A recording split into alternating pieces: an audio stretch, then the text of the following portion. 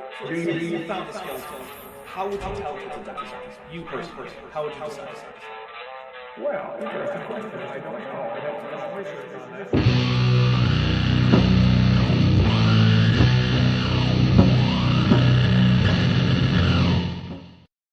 Hey everybody, welcome to Dapper Reacts. Clipping is fine. This is Dapper Reacts number 84. And if you don't think that clipping is fine, then you might not enjoy our guest, well, not our guests, but our subjects audio. I'm here, of course, with Vishanti. Vishanti, how are you? Hello. Hello. Currently dealing with construction nonsense in my apartment, which I was not prepared for. Okay. That sounds... And I've got coffee, and I've got my cosplay in my lap that I'm going to be hand sewing while we do this, because con crunch is real and the deadline is on. All right. Let me know, everybody, how audio levels are. For some reason, recently, my audio levels on my desktop audio have been kind of chaotic. So if things aren't going too well, please do let me know. We have a few things to read out. Let's see.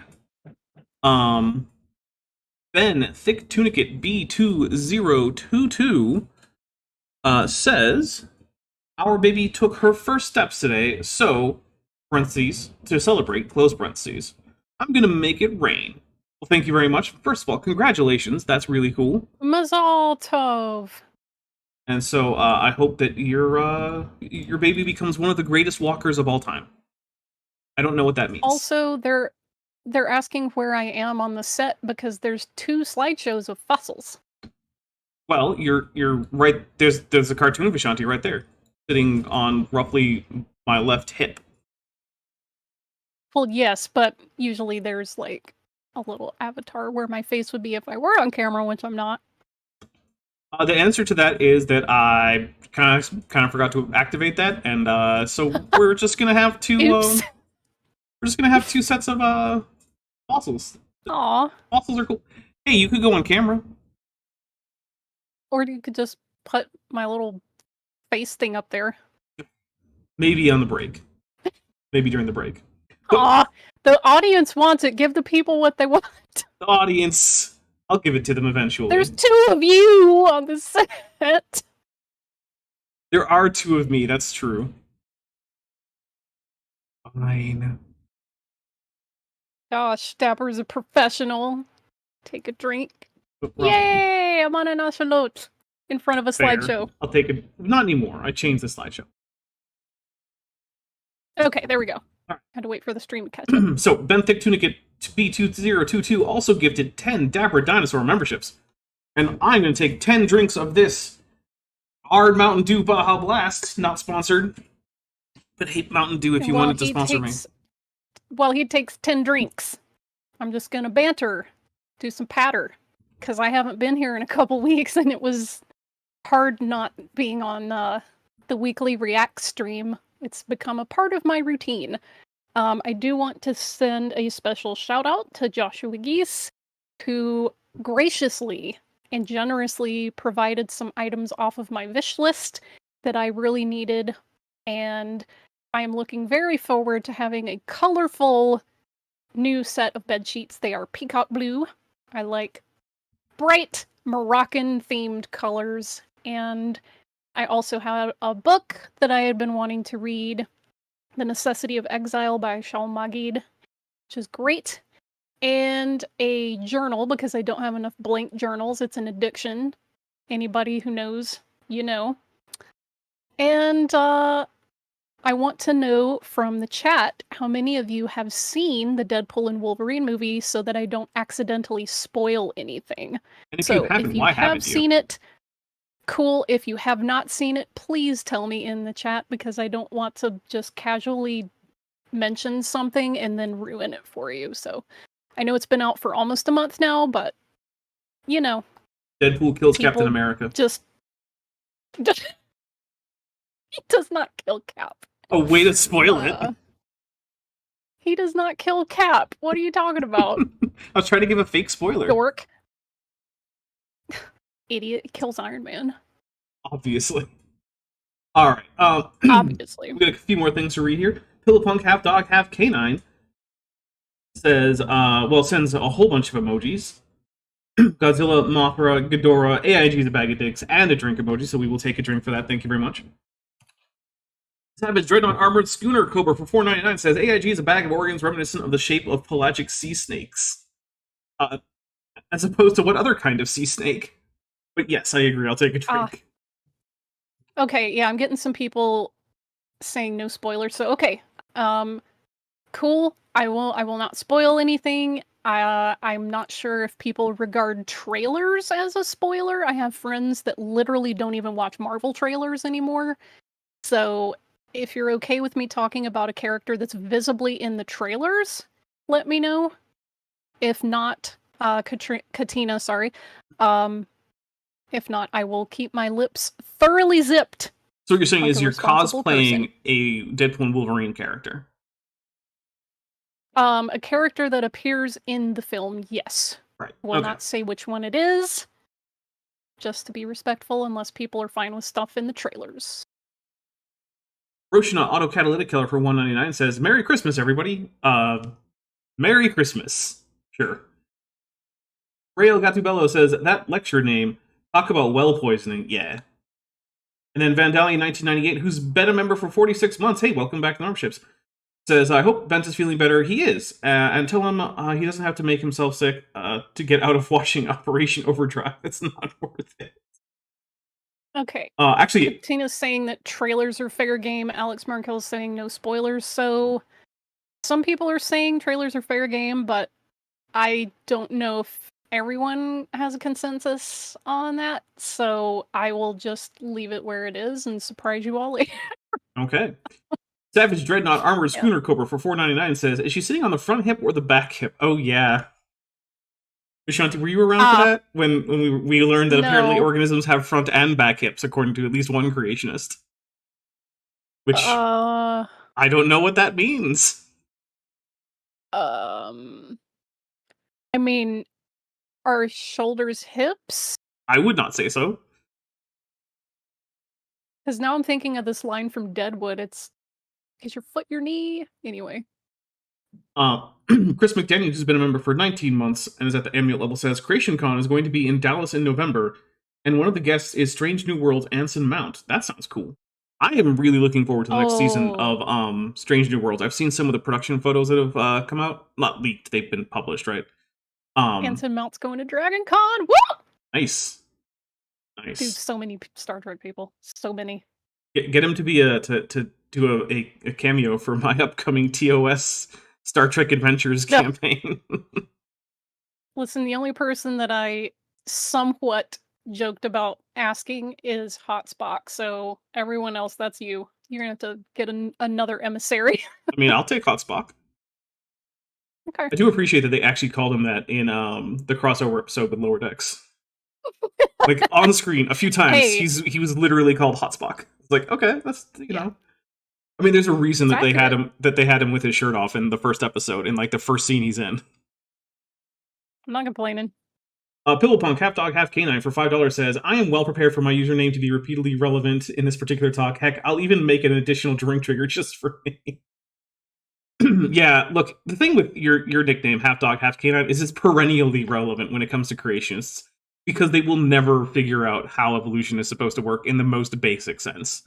It will always and forever be a mystery. In case... Oh, sorry. Clifford the Alpha and Omega Dog newsletters says, blink twice if it's sexy Gambit. And I'm like, so just Gambit? That's just Gambit. That cameo, was it even a cameo? I don't know. That bit was a lot of fun, and everyone should go see the movie. Oh, I mean, I'm watching X-Men 97 right now, like, the opening scene with him. I suddenly understand why everyone's cosplaying that specific, like, scene. It's great. Yeah. Look, Gambit's always, in my opinion, been reasonably cool. I've always been a fan of Gambit. Was he ever my favorite X-Man? No. He's always been very charming and sexy and cool, and just is never not confident about himself. My favorite was always Storm, mostly because if I had to pick X-Men powers, hers would probably be the ones I would pick. I wanted to be her growing up. And it sounds like they got the original voice actor back for X-Men 97. Like, as soon as I heard her speak, I was like, oh, my childhood! All right, we have 5 memberships gifted by Starsong. Thank you so much. Here's 5 drinks.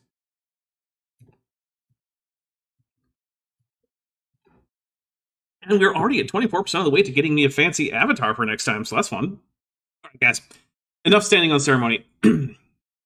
Pete Greer is finally going to tell us about the planet of the apes, or sorry, the planet of the humans who believe they're related to apes, which is a pretty reasonable belief since, you know, humans are apes, the same way dogs are canines. Looking at you, Pibblepunk. So, like... I'm a dog, not a canine. Yeah, it's got the same energy as, like, humans who believe they're related to mammals or vertebrates. Like, yep, sure thing. And it's like, yeah, creation, whether special creation is true or not, humans are primates, and they're mammals, and they're vertebrates, and they're deuterostomes, and all those things. Starsong for $5 says, Dapper, the message I wanted to send was over $200, and I can't afford that at this time. Yeah, no, Yeah, that's a lot. Do things you can't afford. Yeah. DM Wing is, I think Storm, Rogue, and Wolverine were the original voice actors. Yeah, Storm definitely is, Rogue definitely is. Wolverine sounded a little different, but I need to listen to more of his lines, and I know they got AJ Locasio to do Gambit, who I adore. He is fantastic. He's such a good actor, just period. Like his Marty McFly, it's just dead on. And he's a cool guy. But yeah, I really hate that some of the original voice actors have passed on, because the guy that did Magneto in the original, it's visceral how much gravitas that guy's voice has, and the new one just hasn't really hit that for me yet. But that reminded me when they brought back spoilers for a 3-year-old TV show that none of you probably care about. But when they brought back Lord Zed, and it's like, it's been a while since the original voice actor died, and he just does not sound as good. Mm-hmm. It's just not the same. Yeah. I mean, I appreciate that they look, the voice actor was clearly trying, but like, yeah, you just can't. It was a very iconic voice. Pillowpunk, half dog, half canine for $2 says, I'd like electric powers just for zapping bugs. Yeah, I can see that. Ray Legatubella for $5 says, at least Wolverine doesn't sound Australian. I mean, Australian Wolverine? That's never going to kill. Man, one of my best, like, favorite Wolverine one-liners is William Stryker leaning into his car window and being like, your country needs you, and he's like, I'm Canadian. Just pulls away. Like, it's so good. Oh, by the way, I also have to thank someone anonymous, right? So I don't even know if this is the same person or 2 different people, but I received 2 gifts from my wish list anonymously. One was the Call of Cthulhu Grimoire of Magic, I believe is the full title. It basically is a compilation of all the spells that had been released in official products up until that point, including a whole bunch of them are just summon the entity from this one mission, which, there you go. And also someone else earlier got me a board game that was Power Rangers Heroes of the Grid. I also said Battle for the Grid, but that's a video game. It's a different thing. And then Roshan Autocatalytic Killer says, you believe you're related to life? Blasphemer! Yeah, it does. That is kind of the same energy. All right. And I'll say 10 Hail Darwins. Oh, I love that I have that short just ready to go.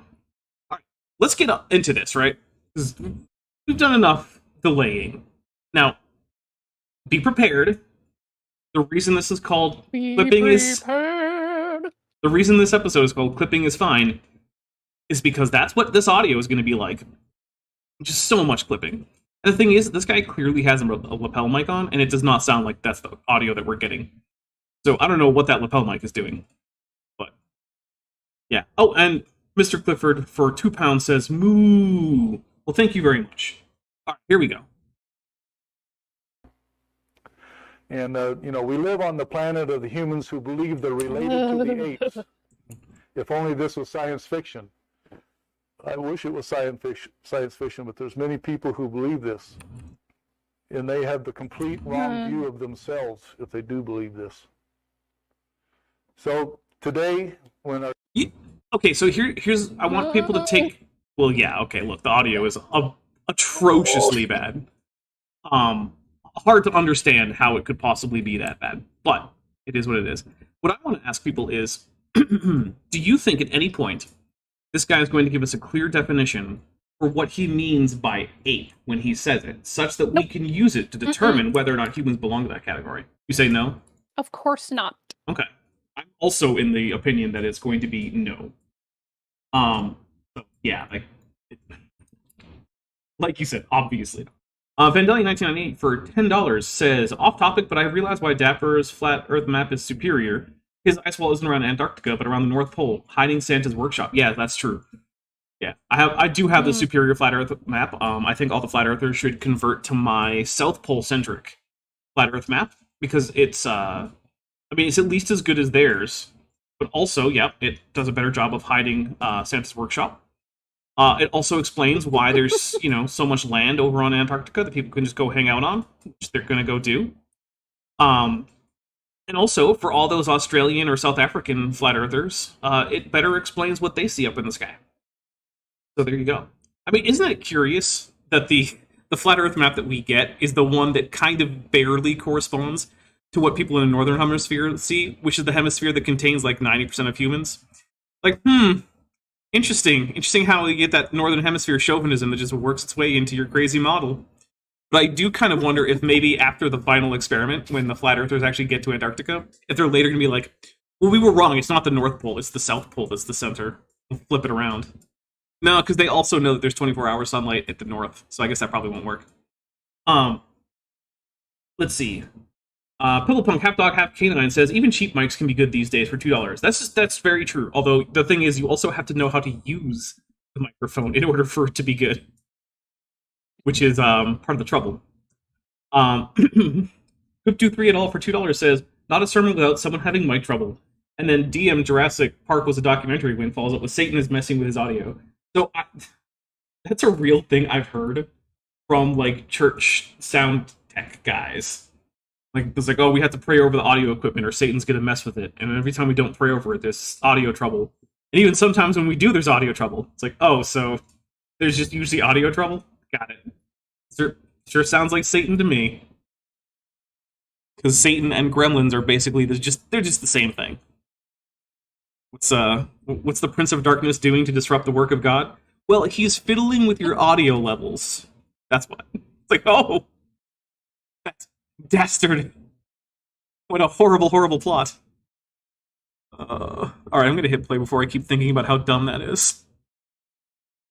Our kids go to public school, they can hear no creation, they can see no creation, they can't speak about the Creator. It's okay.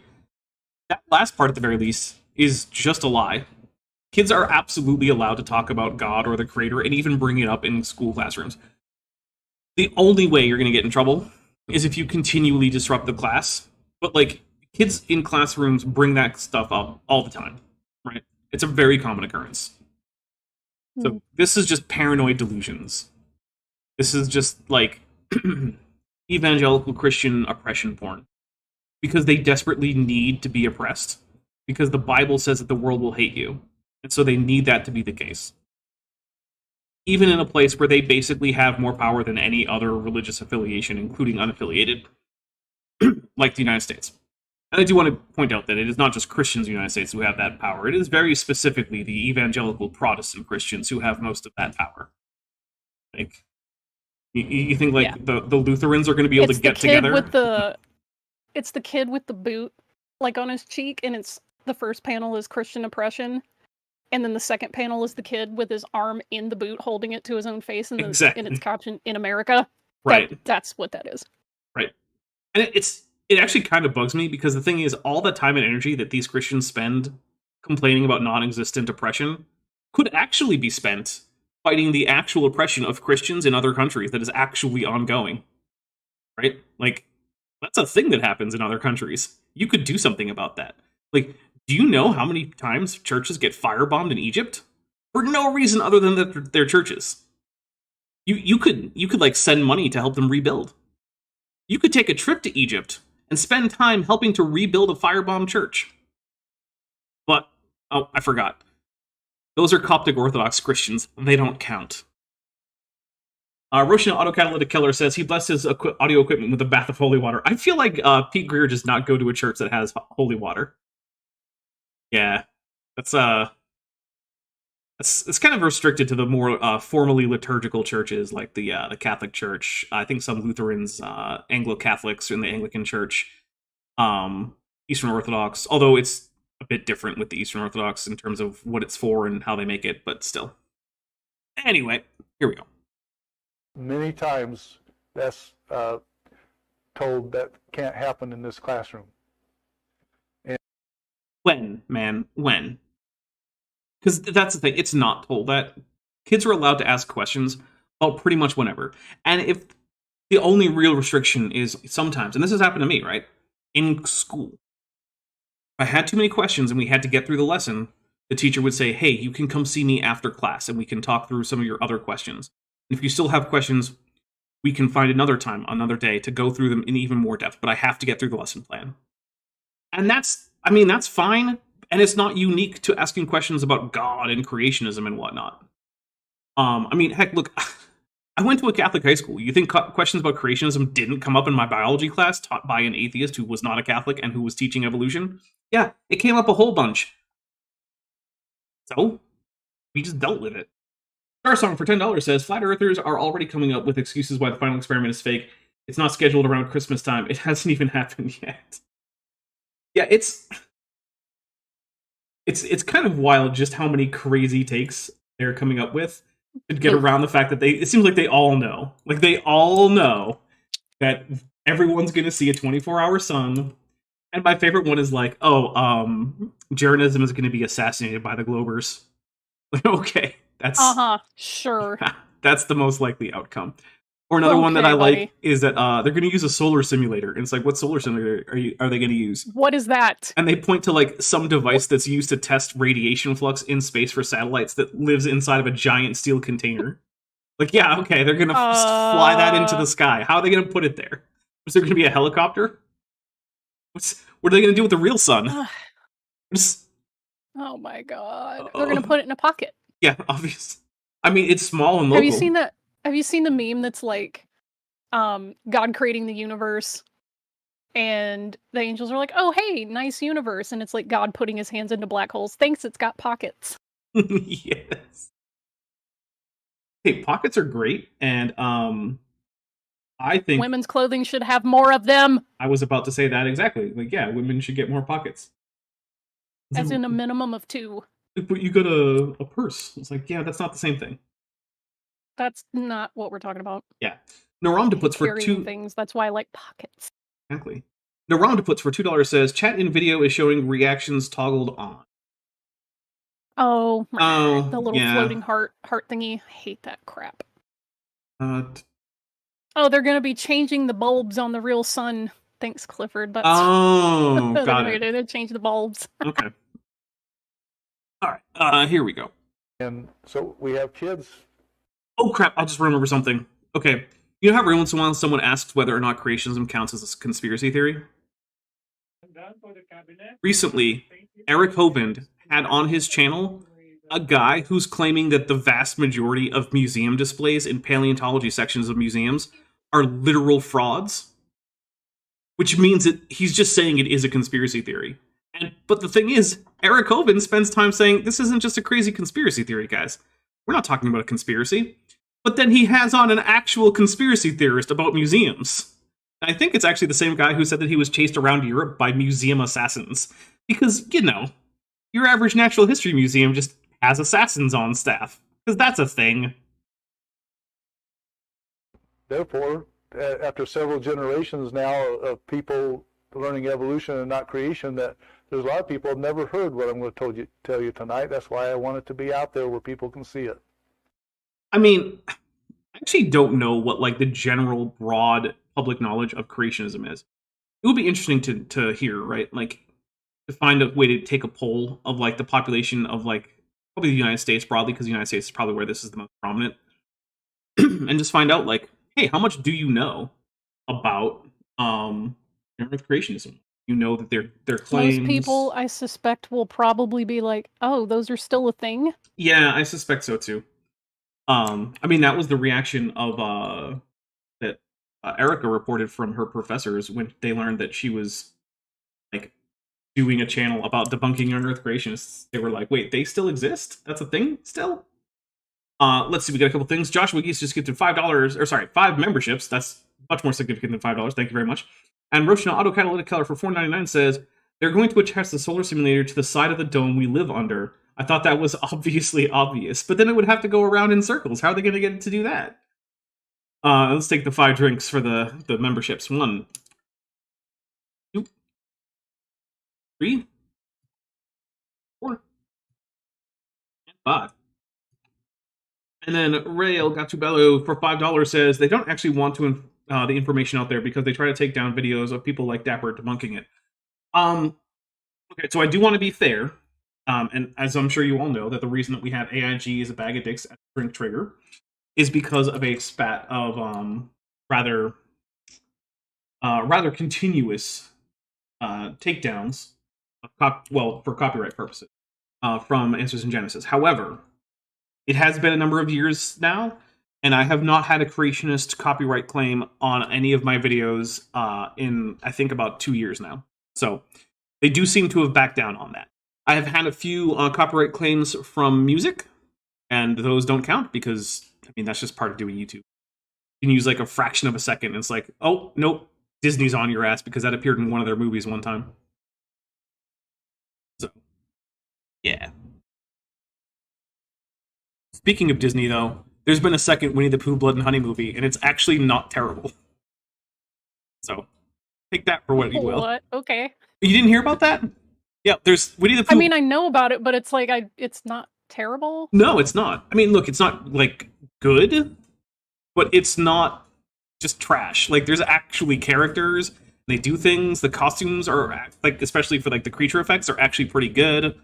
Tigger is just, I mean, he's just Freddy from Nightmare on Elm Street, including saying bitch repeatedly. Oh. So, you know, Okay. if you like Freddy from Nightmare on Elm Street, you'll like the Tigger scenes.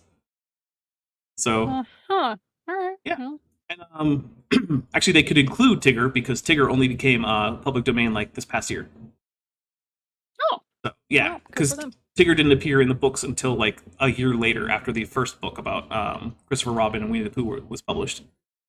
Because the original cast was just Pooh, Piglet, and Christopher Robin, which is why those are the only 3 from the original books that actually appear in the first movie. And they realized how bad the first movie was, and it is now a bad horror movie in this continuity of the second movie. So there's actually a scene where a character is watching the first movie on TV, another character comes in and says, "You shouldn't watch this trash." It's like, okay. Oh my god. All right, well. Roshan Auto Catalytic Keller for $4.99 says, I'm honestly surprised Raw Matt hasn't issued a takedown. He seems like the type. I don't think he actually has access to the tools that would let him do that. Okay. So there is that. For some reason, they don't just... Okay, I need you to help me with my neural pathways for a second, because it's decided to just not... Who plays Rhodey? No. Don Cheadle. Thank you. That'll make sense later. No, Don Cheadle was the one who originally played Rhodey. No. Oh yeah, you're right. It was like it was the crazy man, the one who thinks 2 plus or 1 times 1 equals 2. Yeah, it was Terrence Terry. Howard. Yeah, Terrence Howard. Goop23 for $2 says they're bags of D for other reasons. To be fair, yeah. Well, I mean there is that, right? Vandali 1998 for $5 says I interviewed the guy who played Christopher Robin in the first movie Blood and Honey for my show. Wait, you did? I did not know this. That's actually pretty cool. I saw that movie, and look, I had fun watching it, but it was very much ironic fun, right? I enjoyed that movie for the same reason that I enjoyed, like, The Room or a Neil Breen film. Which, yeah, amazing. Apparently, there's a sequel to his one of his most recent movies, and I haven't seen it yet, so I'm going to be on the lookout for like the newest Neil Breen film. Okay. All right, Vishanti, you don't have to watch it with me if you don't want to. I will most likely not. Fair enough. All right, here we go. There's a Bible scripture that says, professing themselves to be wise, they became fools. And this is an example of somebody who is specially created by God starts thinking he came from some lower animal. Well, see, my book says that anyone who doesn't believe in my book is an idiot. Checkmate, atheists. Yeah, the thing is that it's very obvious that all of that's doing there is giving you a thought-stopping technique to excuse the fact that other people disagree with you. Right? And I'm not saying that's the only way anyone could ever take that verse, but it's clearly the way he's employing the verse. He's using that verse as just a way to stop him considering the problem that other people do not find his ideas convincing. And now he just doesn't have to worry about that. He's like, whether they're just ignorant of, the flood and creation, and they're professing themselves to be wise, they became fools. Problem solved. I don't have to worry about that. The Bible already told me what to do. Idiot. Stupid Yeah. atheist. Yeah, the problem, of course, is that doesn't actually help you determine what's true or what's not. And in order to come to the conclusion that Pete comes to, you just have to kind of choose to accept certain ideas without any reason, and in most cases with really, really good reasons not to. Right? Because, I'm not here to talk about whether or not there's a God, but there are really, really good reasons not to be a young Earth creationist. The fact that pretty much all of physics precludes the idea entirely. Jeez. Yeah. Yep. When your entire worldview is decay rates of elements just suddenly change for no reason? Mm-hmm. Yep. Which actually is something we can test for, and no, they didn't. No, they have not. Yeah. In fact, if you want to learn more, Shockingly. look into the Oklo Natural Reactor, which is a reactor. It was an actual natural fission reactor that occurred sometime, I think, in something ridiculous, like the Devonian or something. It was a very long time ago. And it was, if I remember correctly, in Africa. There was a natural uranium fission reactor. And the thing is, we can check the current state of the various isotopes and chemistry in that formation and see that all of it actually acts exactly as we would expect if it were doing induced fission like we do in our reactors for power. And then those decay products, or those fission products, were then going through their normal decay chain. And they're in the exact right proportions that we would expect for a hundreds of millions of year old nuclear reactor. Pillow Punk, half dog, half canine, says Neil Breen group watch for the Discord. We could do that. It probably wouldn't be on one of the days that we would normally do our Tuesday or Saturday after things, but if we did a random Thursday or something, yeah, we could do some Neil Breen. Watch I Am Here now.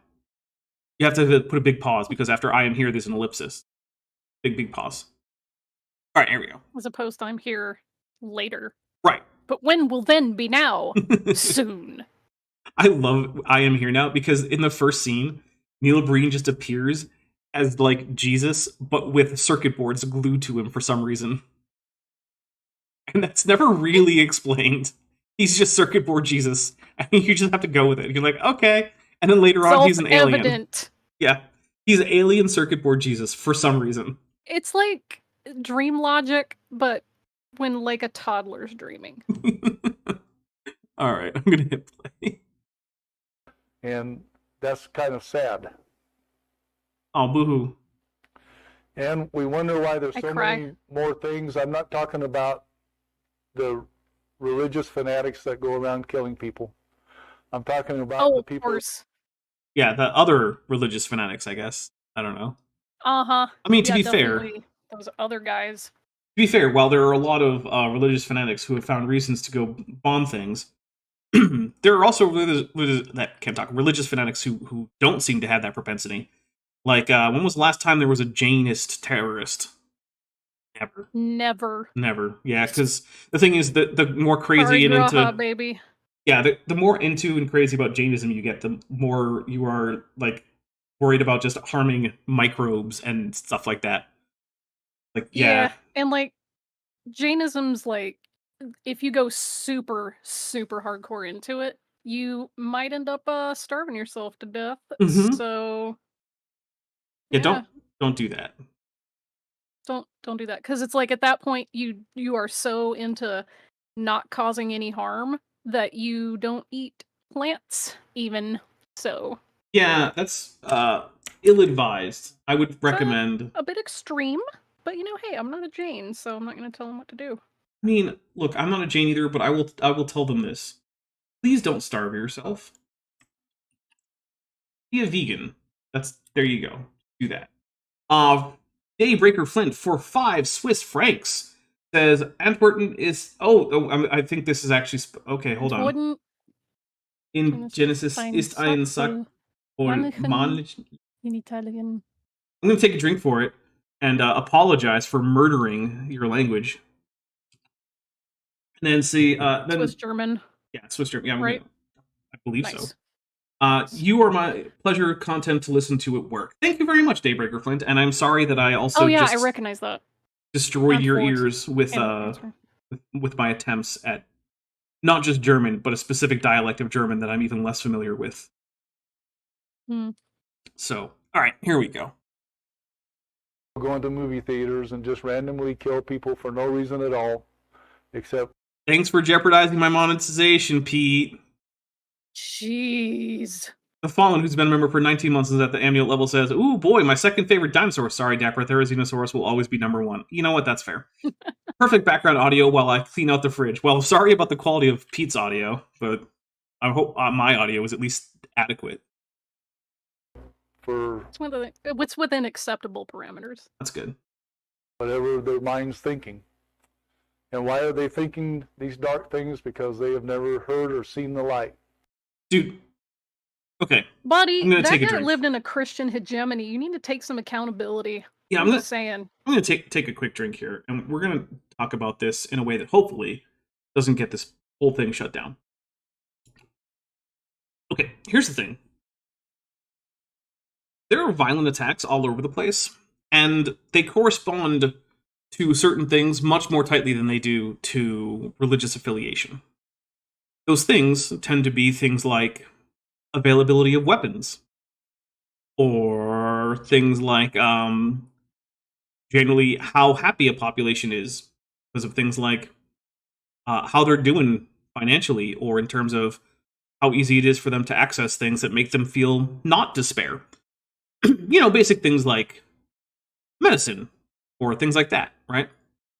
So, further, if you want to take a look at the countries that have some of the lowest crime rates in the world, you will find that most of them are in Western Europe, and most of them are in places where there is a very, very low level of religiosity. So, I don't think it's fair to draw the connection to say that therefore the more Christian or the more religious society is, the more violent it is. I don't think that that's a warranted conclusion. However, if we had to draw a conclusion about whether religiosity or a lack thereof causes violence, it's not going to go in favor of the religiosity. And, maybe there's other things to look at. So, yeah.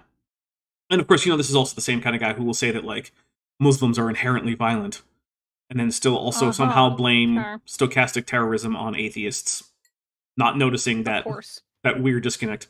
Yeah, I hear that a fair bit. So, sorry, man, but Christianity is not just a panacea to violence. In fact, if anything, history says that it makes no difference at best. Yeah, I was going to say, literally points at history of Western civilization. Yeah. And look, I'm not saying that Western civilization is particularly violent. You could argue they were, but I think a lot of that just goes down to they were lucky in terms of technological superiority. I fully think that if, like, Imperial China had managed to get, like, Gatling guns and reliably accurate cannons and iron-plated warships, that they probably would have been similarly terrible. Because it's not like they didn't go on their own imperial conquests all over the place. But, like, yeah, you can't point to the history of Christian nations and then say that these are the particularly peaceful nations. They're just not. Okay, we have a few things. Rosha Auto Catalytic Color for $4.99 says, "I'm a 5th level vegan. I won't eat anything that casts a shadow." Cute boy on The Simpsons. I remember that episode.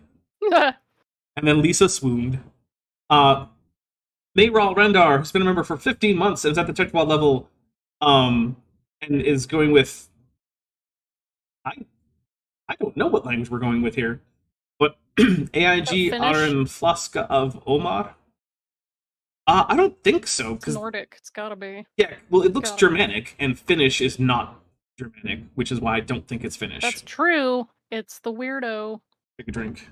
Yeah, Finnish is Finno-Ugric, which you can tell because it's got the word Finno in Finno-Ugric.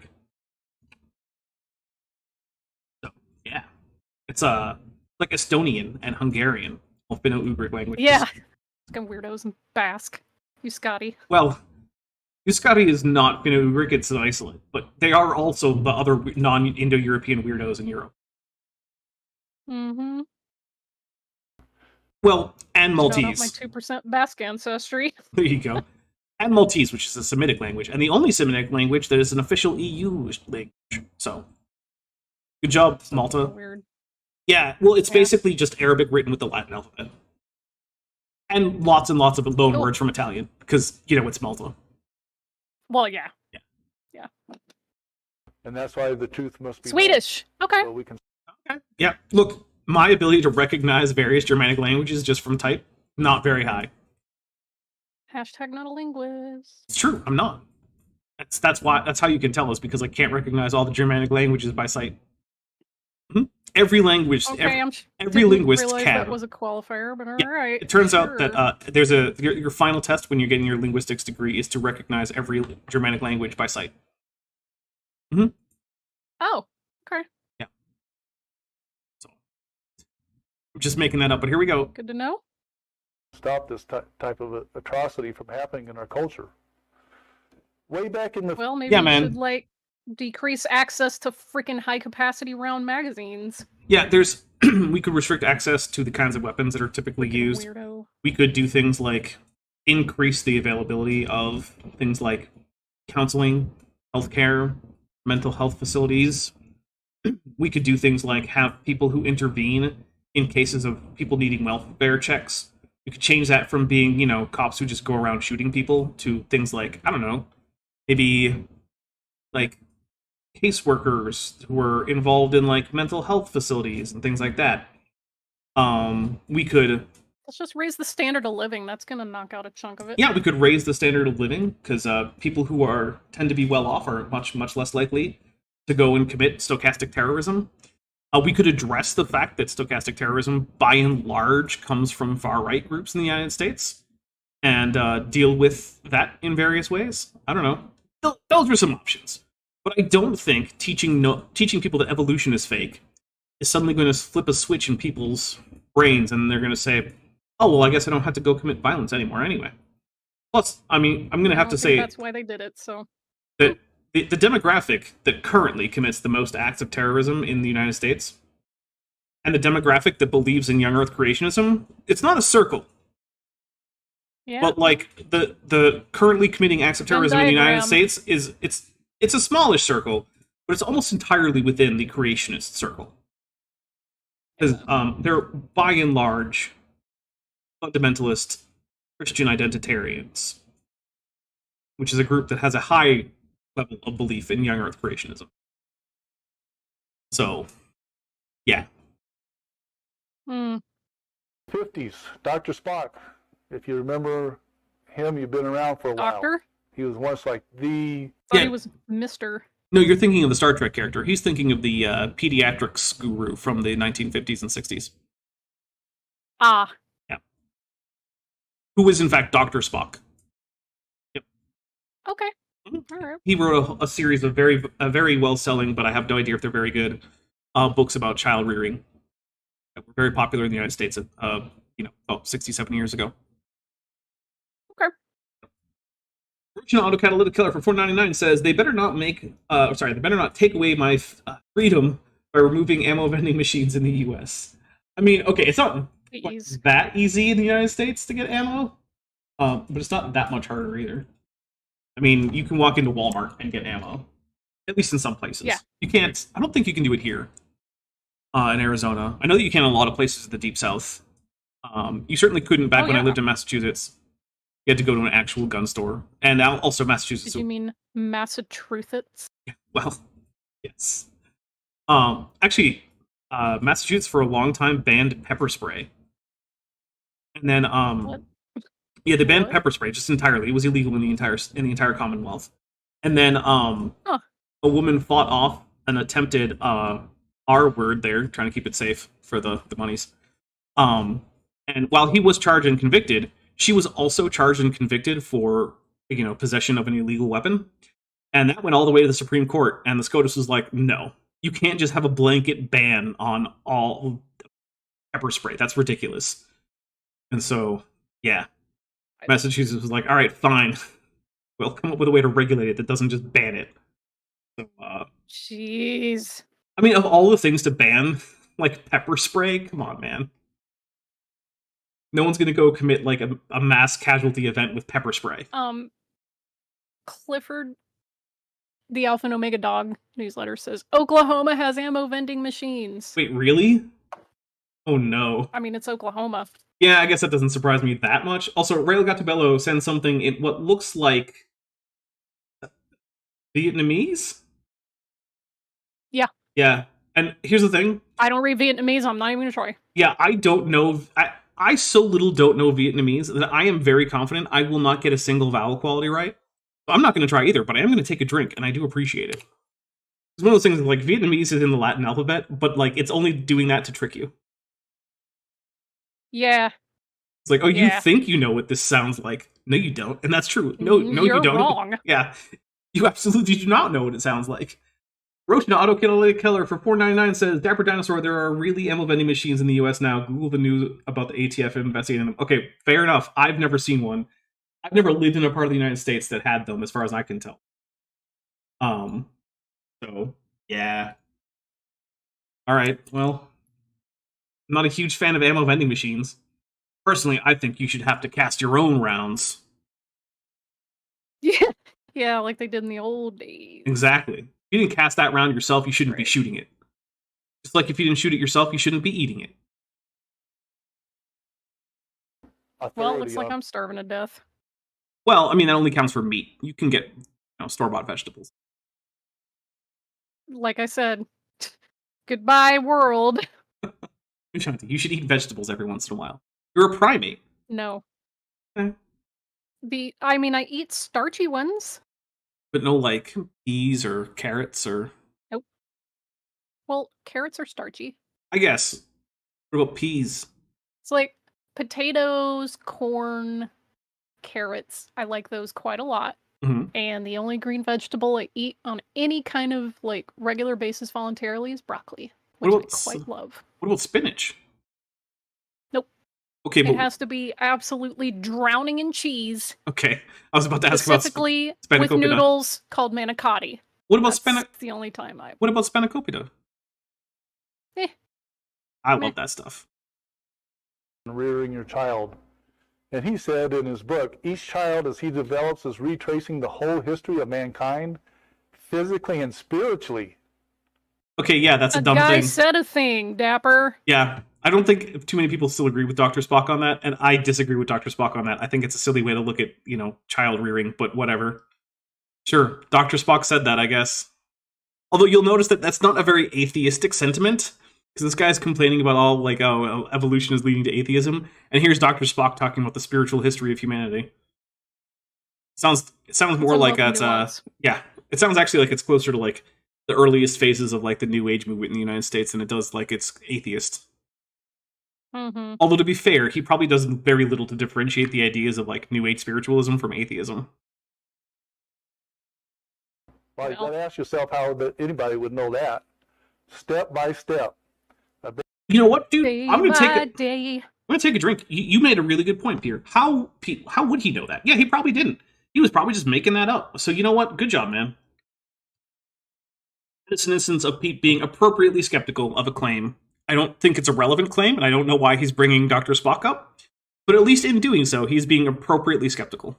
So, good job. Baby starts off in the womb as a single tiny cell. True. Just the way the first living thing appeared in the ocean. I don't know that we could call the first living thing that appeared on Earth cell. So yeah, I don't know if I'd agree there. Kunkavaldi Gurnison, who's been a member for 10 months, says smash that like button, Bechnooch. And no, there is no great translation for Bechnooch because apparently it was a word that was made up for Star Trek Lower Decks. Okay. Yeah. There's a tabletop role playing game called Batleths and Bechnooch, and the crew play it, and the The automated game master is an AI recreation of General Martok that was created by the Ferengi, because the game is actually distributed by the love Ferengi. it. Yeah. So I love that. It's great. go watch Lower Decks after you're done here. It's an amazing show. No, because I'm gonna finish Well, X-Men 97. I was mostly talking to the audience. Well then. Yeah. I mean, you should do it after you finish 97. I'll consider it. Okay. My ever-growing queue of things to watch. We can put that after the current things we have to finish on our queue. Oh, jeez. It'll Okay, be... well, after Dragon Con. Okay. Weeks later, as he lies in the embryonic fluid of the womb, he has gills like a fish. Okay, so that one's a little iffy. So both embryonic fish and embryonic human fish, humans are just, they're still fish, have pharyngeal arches. Now, in the most basal vertebrates, all of the pharyngeal arches turn into places where the gill arches go. So if you look at, like, say, like a lancelet or a lamprey, those all become gill arches. But if you actually look at the earliest fossils that we have of jawed fish, you actually see that the jaw bones are actually derived from gill arches. And that's why some of the anterior-most pharyngeal arches become jaw bones, both in humans and in other animals, including fish. Well, you know, as we traditionally think of fish. And then, when an eel bites your thigh like a big pizza pie, that's a moray. It's true. And then, interestingly, some of those pharyngeal arch bones that turn into jaw bones in most animals, in mammals, then go in and move into the inner ear to become your middle ear, to become the ear bones, which is also mirrored in the actual transitional forms of early mammal relatives like cynodonts and proboscis and things like that. And then, yes, some of the other arches then go on to form other bony structures, as well as some glandular structures. But yeah, there's a deep homology that goes with these arches that goes you can trace it all the way through vertebrate evolution. And why the structures that are made from pharyngeal arches are actually made from pharyngeal arches, including ear bones in mammals. Why is that? Well, because they started out as gill arches that then became jaw bones that were used to pick up sound that then became specialized inner ear bones, which is why some of your pharyngeal arches turn into ear bones. Like, how cool is that? But for Pete, that's just a weird coincidence that God did one day for no reason. That's all he's got. Don't worry about it. And I know that this isn't exactly a logical argument for the truth of evolution. I just find that sad, right? That his view of the world is so impoverished that he can't look at anything cool like that and, like, figure out why is it that way. His only answer is like, because God did a goof one day. Oh, okay, I guess. No, he did it on purpose. Yeah, but what was the purpose? Who knows? Well, God's ways are higher than our ways, Dapper. Good point. Yeah, I've heard that. Jake, insert clever Dapper inside joke here, Nelson, for has been a member for 20 months. Thank you so much. And it's at the Sarops level. Thank you. That's at one of the higher levels. Says, everyone, after the stream, go listen to the album Almost Killed Me by Hold Steady. Okay, I don't think I've heard of this album, but I will take it under consideration. Although I do actually have a show after this over on Chesh's channel. We're doing The Unnamed Tavern. And I had told her, based on how I was feeling yesterday, that I might not be able to make it. Because I don't know if you guys know this, but yesterday I was not feeling okay. I kind of felt like I had anthrax. Well, mini anthrax. God. Because, I had mini anthrax when I got the anthrax shot. Because that's kind of what it does to you, is it gives you, like, anthrax light for a few days. And I felt... anthrax. Yeah, basically. I felt a lot like I did after I got the anthrax shot. And I was like, oof, this is not great. Yeah, I woke up once last night, like, shivering. Literally shivering. Here in southern Arizona. No. And so, like, I pulled on, like, extra blankets and I turned off the fan. And then later on, I woke up just so overheated. And I was like, I can't figure out a way to be comfortable for more than an hour. But no, this morning... Your body's like, I'm trying to kill things. I don't know how to regulate my temperature right now. Star Song says $2 for the Bent Recovery Fund. So the good news is, it looks like Bent is doing a whole lot better. That is... There you go. He's doing much, much better. All right. So this is the lie that came from the scientific community. I just want to point out that we're coming up to like a quarter of an hour in, and at no point has he actually given us a reason to think that humans aren't apes. He's just What a shock. complained about things that other people say because they disagree with him. Which, Well, I mean, okay, but like, if that's all you're gonna do, you should title your video like "Old Man Complains About Modern Society." old man yells at cloud. Right, basically. Let's see. DM Jurassic Park was a documentary wing. Says, do they give you paid days off after the shot? No. I was on deployment. What do you paid days off? That's funny. Yeah, no, they don't give you paid days off in the middle of deployment. That's not a thing. Unless you're like, Nope. if you're actually admitted to the medical ward, which is basically like being admitted to the hospital, then sure. Which is something that did happen to me once, but not because of anthrax. It was because of near fatal pneumonia. So, you know. Oof. Yeah. Is that when you almost died of like dehydration? Yep. Like this, the day I collapsed and got literally carried off to medical.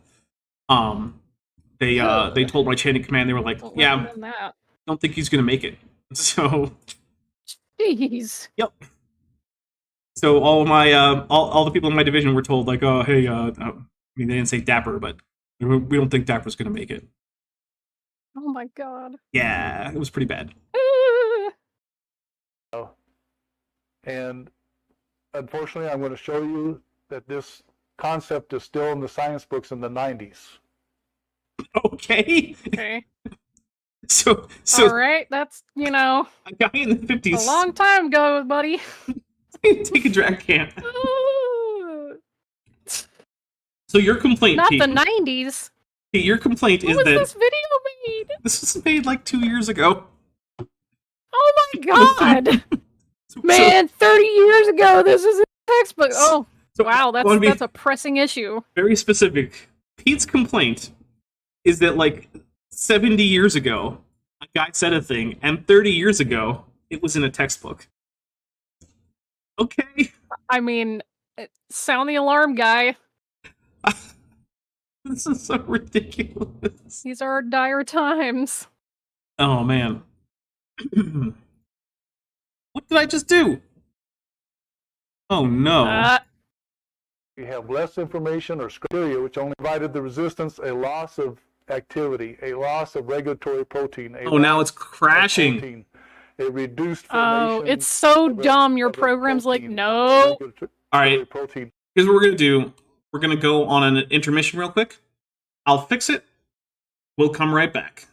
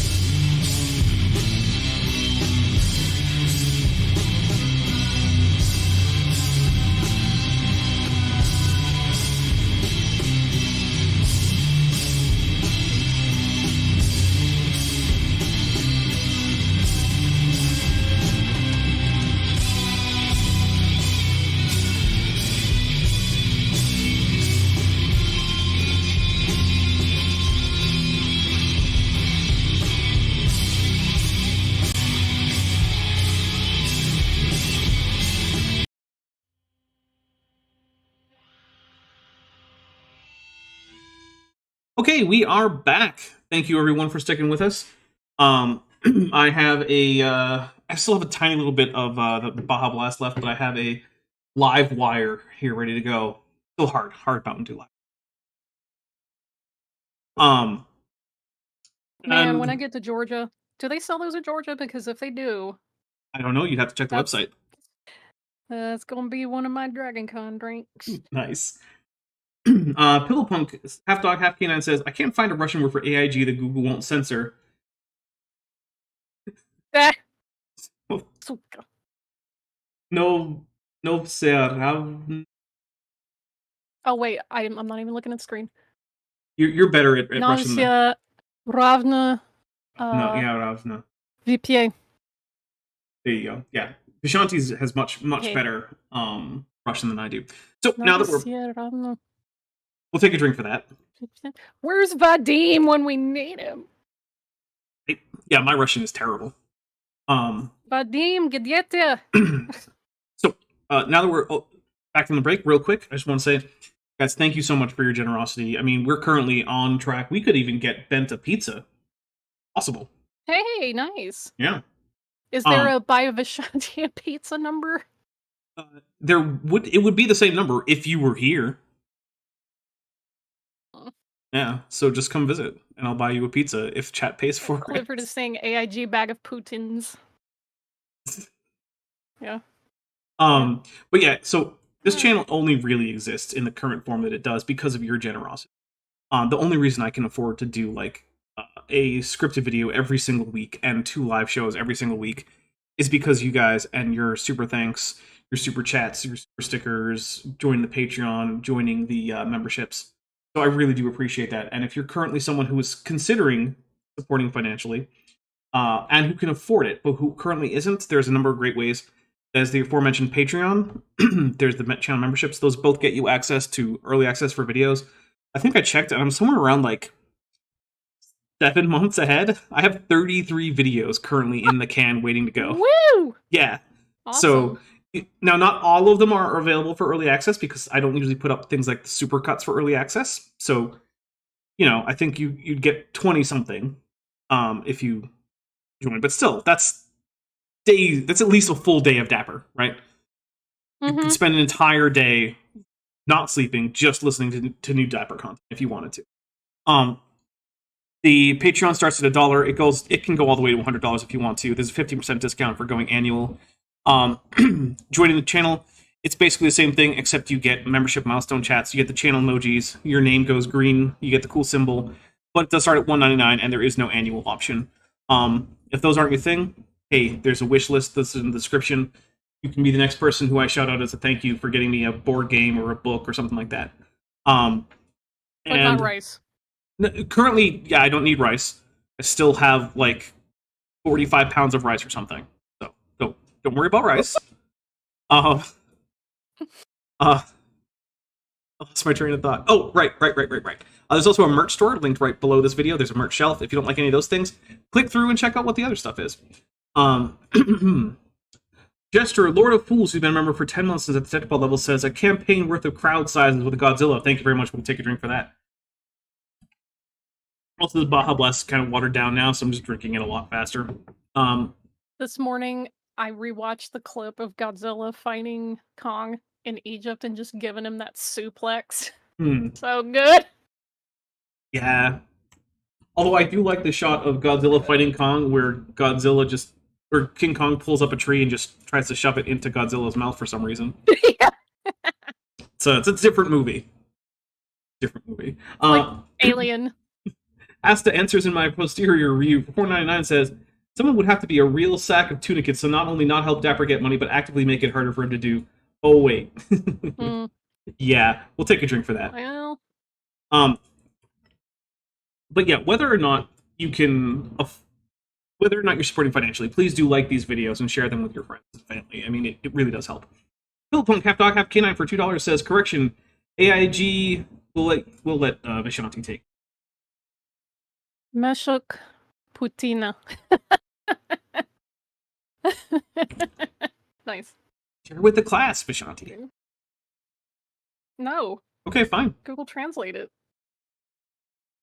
Oh, I mean, I'm pretty sure that you can decipher what poutine. well, obviously it's the Canadian dish known as poutine. Arroz con arroz. Yeah, Savage Jed, not Armor Okay. Schooner Cobra says, arroz con arroz. Yeah, that's... Rice with rice, yeah? Yep. That sounds like something I would eat, actually, because I fucking love rice. It is really good, although I tend to, put some frijoles in there.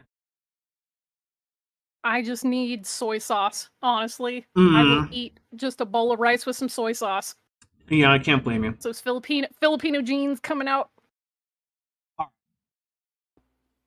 And even the early 2000s, and I haven't looked at one in the late 2000s. Oh, the early and late 2000s. The early 2000s, so 20 years ago. Woohoo! Okay. Wow. Creation just on the cutting edge of science there. Oh, hey, look, the first sentence after "we belong to the ape family" is "what is an ape?" ? An ape is a vertebrate. You think is he going to go through these? I doubt it. I do too, but the fact that they're on screen means that he knows about it. Which Oh, goody! Now we just get to see which parts of the triangle he is. exactly is Pete? Because I've been consistently thinking that Pete is not a liar because he doesn't have any degrees in any of this stuff. He's just a pastor or an elder, I don't remember, from some church in Arizona. So I've been pretty consistently thinking that Pete is just been duped by professional creationists, people who know what they're talking about and intentionally lie. But this slide could change my mind. Well, whenever you go to a secular museum, you're going to be given it. You mean a museum? Yeah, that's just code for a museum. Even technically speaking, even museums like the Museum of the Bible are secular because they're not actually owned and operated by a church. Very, very few museums. Kip's name is on that museum. Well, good. But Wherever he is, he just cringed out of his skin. Not many museums are actually owned and operated by churches. And that's what it takes to be a non-secular museum. Because the word secular isn't just the opposite of the word religious. That's a thing there. In fact, did you know that officially the Catholic Church has secular clergy? Yeah, they're just the clergy that aren't monastics. They're not monks. Those are the religious clergy because they belong to a religious order. Yeah. The word secular is not what... It does not always mean what people use it to mean. Yeah, I don't like using secular as a adjective for a lot of things outside of specific branches of Christianity because that is a term by, for, and to be used within Christianity. It just doesn't apply to other non-Christian things. Just doesn't. Image. They're going to portray things like they want to portray it, and I'll tell you what I mean by that. That's literally everyone at all times, everywhere, Pete. Everyone portrays things the way they want to portray them. That's just a thing that people... That's just humans. But okay, whatever. Just a minute, but here's a display that says, "We belong to the ape family." Mm-hmm. You notice the hairy foot of the ape? Have you ever seen an ape wearing a sandal before? Yes. Oh my god. I don't think I've ever seen anything but an ape wear a sandal. Have you? No? Yeah. They're called chanclas. Yeah, well. They're undefeated. When I'm not speaking Spanish, I usually only use the word chancla if it's in reference to it being wielded as a weapon. If it's on your feet... All chanclas are a weapon if you're not a coward. Well, no, they all can be, but I'm saying if it's not currently being used and wielded as a weapon, like if it's still in your feet and I'm speaking English, it's a sandal. But the minute you take that off your foot and you start to throw or strike someone with it, then it becomes chancla. I call them all chancla because people need to be reminded that that's always a possibility. Violence is always an option. Yeah, you never know when when the chancla is just going to come flying straight at you because you're being a dick. Just saying, yeah, you stay in line. That's what your Hispanic moms like. The threat is always there in the background, lurking, waiting. Y abuelas. They'll throw some too, yeah. Yep. Yeah, me neither, but they put one into a sandal. They also didn't give it ape toes, they gave it human toes. Dude, that's not even in frame. Put it in frame. I'm not an ape, I mean. Ah, incredible. I'm gonna take a drink. Alex Markel's asking what are my thoughts on wild rice. What about it? I do think it doesn't work as well with soy sauce. Okay. I think it works better with just some salt and some. Because the thing is, wild rice already has a fairly complex flavor that I find is easy to swamp if you put too much seasoning, like soy sauce, on it. That's strong seasoning, which is why I prefer like lighter touches of some really spices and a little bit of salt. Kind of like salmon. There's only a few things you can use to flavor it, and they're usually on the sweeter end, like teriyaki or honey. You can use that, but I love lemon pepper. That's the only savory thing I'll use on salmon. Actually, I saw someone doing a salmon. Every once in a while, I watch a cooking video. This one guy, he did some like searing some salmon, and he got that skin so crispy it just came off like a chip. You could hear the crunch. Oh! I was like, oh my god, I need that salmon. Ah! Roshan Autocatalytic Color for $1.99 Might be walking says, over to H Mart and getting myself a salmon fillet here in a bit. No. Roshan Autocatalytic Color for $1.99 says, cats have cute sandals. Okay, you know what? I will say, I have seen cats with some cute footwear. So, my apologies to Pete. I have seen both apes and felines wear sandals. So, there you go. Like their little toe beans. But I think that Dogpool has shoes. Those aren't sandals, though. Shoes and sandals aren't the same. But they are cute. They are cute. I will admit. Also, spoilers. Dogpool is in the trailers. It's true. Dogpool is in the trailers. And all the merch. Well, yeah. Oh. and so this is the depiction that the museum wants the people to have that come into it. Hey Pete, is what that else? A thunderstorm in the background, or is it just his audio being crap? It's hard to say. It could be either. But hey Pete, what else does it say? Look down a little bit. To the ape family. What does it say under that? What is an ape? Read that part, Pete. And unfortunately, a lot of our children see this and they don't know anything else because they don't have a biblical view of life, and so they believe it.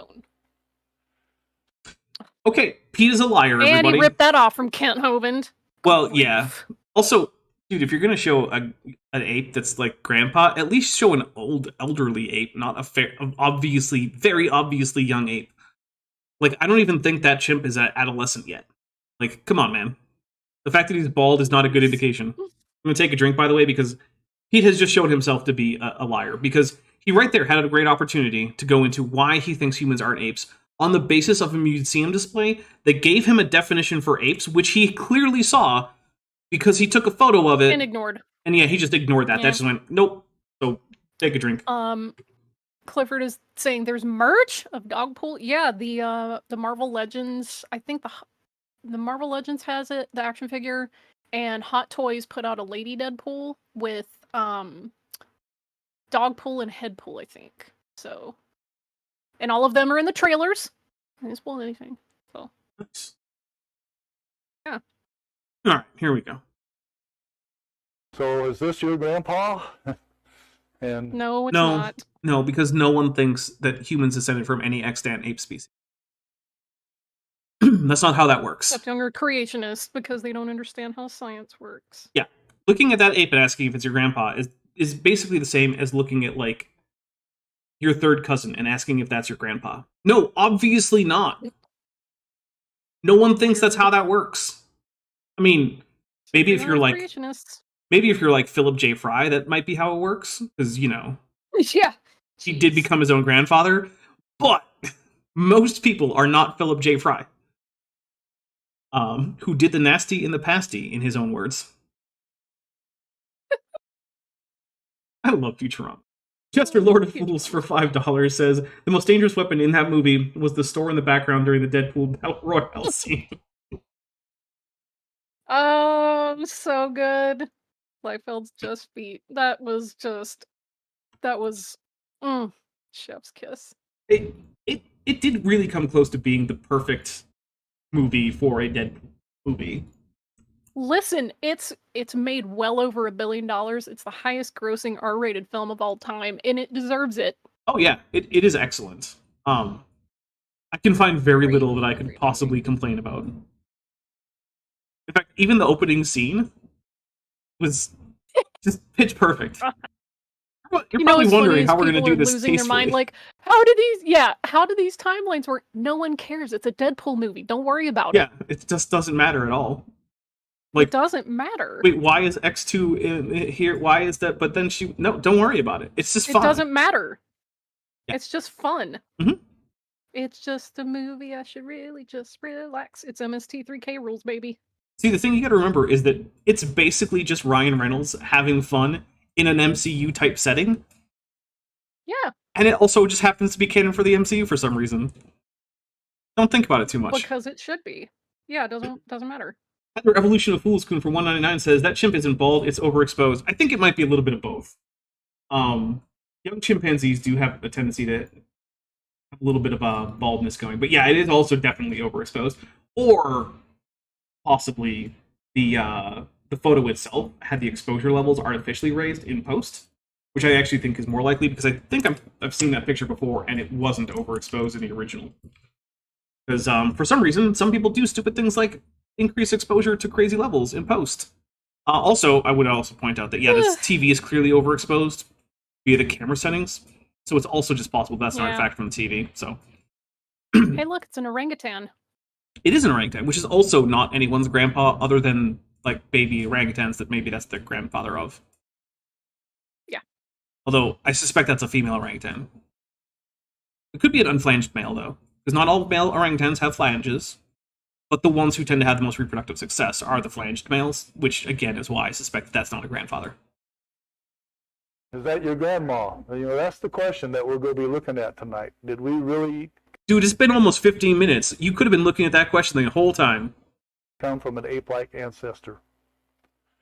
Well, there's many different types of illusions, and I'm going to be using another type of illusion to show you what I believe is the illusion of human evolution. That has to be like a thunderstorm in the background or something, but it just... It might be. Anyway. I mean, he is in a place where they get thunderstorms. I've driven through that. Not exactly that city because he's in Payson, but I've driven through like the highlands in Arizona while there were thunderstorms going. Look, the Arizona highlands are actually really nice. People should be more aware of it.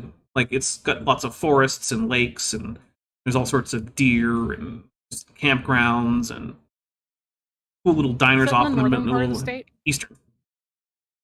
Eastern. Okay. Yeah. Roshina, auto catalytic killer for 199 says bad photos to go with bad audio. It's a trifecta. Wouldn't that be a bifecta? Yeah. What's the third part of that trifecta? Bad content. Science. Bad science. There it is. Bad science. Yeah. Bad science, content, bad audio, bad photos. There you go. That's the trifecta. It's very easy to deceive people. We're very gullible. You don't say. Very easy to deceive, and no offense to ladies, but from the biblical account, we know that Satan deceived Eve and Adam him. intentionally disobeyed what God had told him. Yeah. What the heck just happened? Whatever. Discovered it in 1922. So we'll take a. Sorry, all ladies. This story about people getting tricked applies to you forever. Yeah, we just took a drink for just random bits of misogyny, sexism. Yeah, for just no reason. Freaking A. Well, there's many different types of illusions, and I'm going to. No, he's going to say it again. Another type of illusion to show you what I believe is the illusion of human evolution. It's very easy to deceive people. Oh, we'll drink for it again, though. We're very gullible.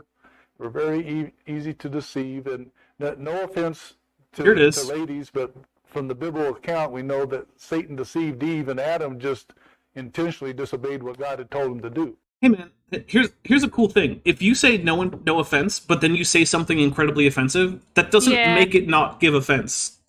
That's just a fact of life. If I were to say, "Hey Pete, no offense, but I think you're a dishonest piece of shit," I feel like you should take offense to that. And if he does, it's like, well, I said no offense. Mm-hmm. God. It's like, look, I'm sorry that all you women are just gullible idiots, but you are. It says so in the Bible. Which, by the way, I would argue that that is not the very obvious intent of that story, but whatever. Here comes the or live wire. And then Asta answers in my posterior review for $4.99 says, "Hey, it could be Doctor Strange 2, not even mentioning the book or our co-host apparently wrote was enough to save that one." Well, Wait, what? hey, it could be Doctor Strange 2, not even mentioning the book our co-host apparently wrote was enough to save that one. Wait, you wrote My book. Your book, the book of the Vishanti. Book of Ashanti. I love that movie. I will not hear a bad word about Multiverse of Madness. In my opinion, it far surpassed the original. Like, it was a just proper Doctor Strange story. I loved it. The thing that's weird to me about that movie is that despite how many times Doctor Strange has appeared in movies and been a central character, that's technically the second Doctor Strange movie. Like, he's been in like 5 or 6 different movies, and then I finally like, hey, look, it's Doctor Strange 2. I'm like, wait a minute. Has he been in? Yeah, and I mean, with him, usually, like, in the comic books, he's better in other people's books than his own, because very, very few people ever know how to write him. But that movie, I feel like, I underestimated it, which probably was good. And it just far exceeded any of my expectations. I was so impressed. Well, now you and Asteryu can have a duel. Well, I win because I'm the Vishanti. That's a good point. Rail Gattabella says the thunderstorms are because God hates the serpent. That was for $2. Thank you. And then Roshna Autocatalytic Keller for $4.99 says Eve did not know, therefore she is blameless. Adam knew. So there is the argument to be made that in the narrative, at no point is the warning actually explicitly given to Eve. Although, when she tells the serpent that God said that they would die on the day that they eat of the fruit, it does imply that she was at least Somebody informed. told her. Yeah, she was somehow informed. Yeah. So, I mean, yeah, I don't know. I mean, the real trick though is that story is not a story that actually happened, though. So probably more women are susceptible to being easily deceived than men. Okay, thanks. We're all easily deceived. Sure. Take another drink. Aw, man. So, Women are more you know, easily analogists can do deceived. a Says a guy whose sex is widely known for just completely losing rational thought when they see boobs. It's like, all right, man, go off. Yeah. Hey, Pete. Just for future reference, a story that even if you are right in your interpretation that involves one woman and one man, the woman being deceived and the guy just going along with it, that's still not evidence of a broad trend across those categories for all of humanity. That's not how that works. Even if the story were true, you still wouldn't be able to draw that conclusion. Because I don't know if you know this, but there's no particular logical necessity for Adam and Eve to be reflective of just broad demographic trends between men and women for all time. That's not how that works. He thinks they are. Well, They're the prototypical humans. Yeah. Yeah. You know, Didn't say it made sense. it happens a lot, and I really don't like it, but like very, very frequently. I start out being like, reasonably charitable towards a creationist. And thinking, well, they're probably just mistaken and they're probably just they're a fine person, probably, nice enough person.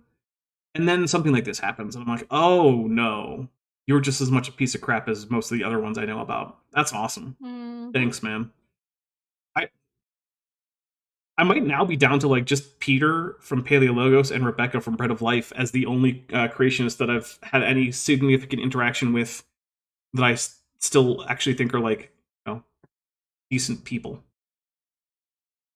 And it's such an easy choice to make. You can just be nice and decent. You can just do that. Yep.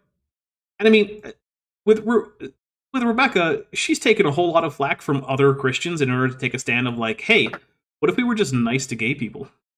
What if we just did that? That's like that her whole breakup with Sal Cordova was over that very issue. I was like, no, we have to be mean to gay people. Just a daily reminder that Sal's bitch made. So painting like this, and you think this guy's getting ready to step off into a big abyss, and this. No, I don't, because people don't normally build neighborhoods over giant caves that are already collapsing in. It's very clearly street art, my guy. It's a flat street that he's standing on. It's really neat the way they do that, and yet it shows us how easily even our eyes can deceive us. Well, here's... Okay, so that's Lucy, along with another knee that was found that has never been associated with Lucy. Cool. I don't know why we're... Ad hominid! It's probably coming. Rare ad hominid. Yeah, it's probably coming. What they found of Lucy. Well, no, it's what they found of Lucy, plus a Therapithecus cervical vertebra, plus another Australopithecus afarensis knee from like 2 miles away. But okay, well, just, I'll take a drink because that's ridiculous calling that what they found of Lucy. Which is probably the most famous pre-human, alleged pre-human. Your mom's alleged. I mean, I guess if we restrict it to hominins, that's probably true. If we're not restricting it to hominins, I would say like Tyrannosaurus Rex and like Triceratops are both more famous than Lucy. But whatever, we're probably restricting it to hominins, and he just didn't say it. That we found. All right, man. And when they originally found her, they found 40% of the skeleton. Now, as time has gone on... Which, by the way, is a lot, especially since apes are this thing that you might have heard of called bilaterally symmetrical. Which, now granted, that doesn't mean that you can just double that number and say they found 80% of her skeleton, because some parts that we found were mirrored. Like, you can look at the humeri, and you can see that, like, the proximal ends of both humeruses are preserved, sort of the distal ends, but, like, the medial portion of the right humerus isn't preserved. So, like, when you that doesn't give us much extra information over the one relatively intact humerus. But, like, still, we have a lot more than 40% total, as long as you allow us to mirror things. But also, oh, you know what? No, we'll talk about it later, if it comes up. Of other ones of her kind, we now can put together what we believe is a complete skeleton of that type. And so... which means that you don't, Pete, get to complain about people knowing things about Australopithecus afarensis because those things that they claim to know weren't found on Lucy. You don't get to make that claim. This is what they found, though, and this is what most scientists have presented, what they think that we look like. Autocatalytic Keller says, for 199, 40% is a small number. Therefore, God? I don't think that's the argument he's trying to make, but maybe. Maybe he is trying to make that argument. I don't think so. But that might just be me being charitable. Old move, Cotton. See how it works out for him. Back then, there was many things here that were, some liberties were taken. But I wonder which ones. You think he's going to complain about the hips? I think he's going to complain about the hips. Probably. Let's put it that way. So I'm going to show you some of those. Now, first of all, that's what Lucy really looked like, just so you know, okay? Take a drink for a joke that didn't land. Science has finally discovered it. Now, I hope that everybody is old enough to know who that Lucy is. Anyway. Alright, so this is the Laetoli footprints. I can only recognize it because I know the basic outline of that photo. But, hey, cameraman. If you're having trouble getting the same exposure on the TV and Pete and getting them both exposed to the right amount, here's what you should do, because it's probably going to be easier to light Pete more than it is to turn the TV down. Bring in extra lights for Pete, and then lower the exposure on your camera. That's all you got to do. Do that. Or prioritize the TV instead of Pete, because the TV is actually the thing where he's displaying information. And since you're trying to record this so that other people can get that information at later dates, your priority should be to get the exposure right for the TV. Whereas it seems like you got it roughly right for Pete, even if your color grading does kind of look like urine. Because I want to remind everyone. Damn truth-ass lighting. Yeah. Everyone is seeing this video through my color corrections. Just want to remind everyone that this is what Vishanti and I are seeing. It's just Pete swimming in an ocean of urine for just no reason. So yeah, you should... I went through a fair bit of trouble to get a color correction for that, so he did not look like it was just urine. we found these things called the Latoli footprints, and this was in 1978. Mm-hmm. And these are 3.6 million year old footprints taken from the evolutionary time scale of the layer that it was in. And then Is that a drink for something correct? Yeah. Actually, is it on screen that we can see? Trail of hominid footprints fossilized in volcanic ash. The 70-meter trail was found by Mary Leakey's expedition in Laetoli, Tanzania in 1978, is I think what that says. So, yeah, it's not something he's just reading off. So, yeah, we'll take a drink for him getting that right. Hey, good job, buddy. Man, I'm actually kind of surprised I can make that out. Trail of hominid. Yeah, kudos. Yeah. To be fair, I'm meeting that text way more than halfway, but, like, knowing what the subject matter is helps. it's an adult with a child, and there's no doubt that they're human footprints. It happens to be about as old as Lucy. So No doubt whatsoever, huh? Yeah. Them, they had to make it so that this had to be something besides an actual human that made it, because this is way before humans were supposed to have come on the earth. Dude, what is happening? Oh, okay. Just fading out in a weird page curl transition. Okay, so there's a few things. One is, it is not just that the footprints were older than any known human. That was a big hint that it probably wasn't just a human, but also dozens of studies have been done on these footprints, going over things like the method of locomotion, the biomechanics of the whatever creature left these footprints, their size, their shape, all of this stuff. And here's what all of them unanimously conclude. One, these animals were much, much smaller than would be expected for Homo sapiens. We're talking about, like, the animals that were, like, 3 feet tall.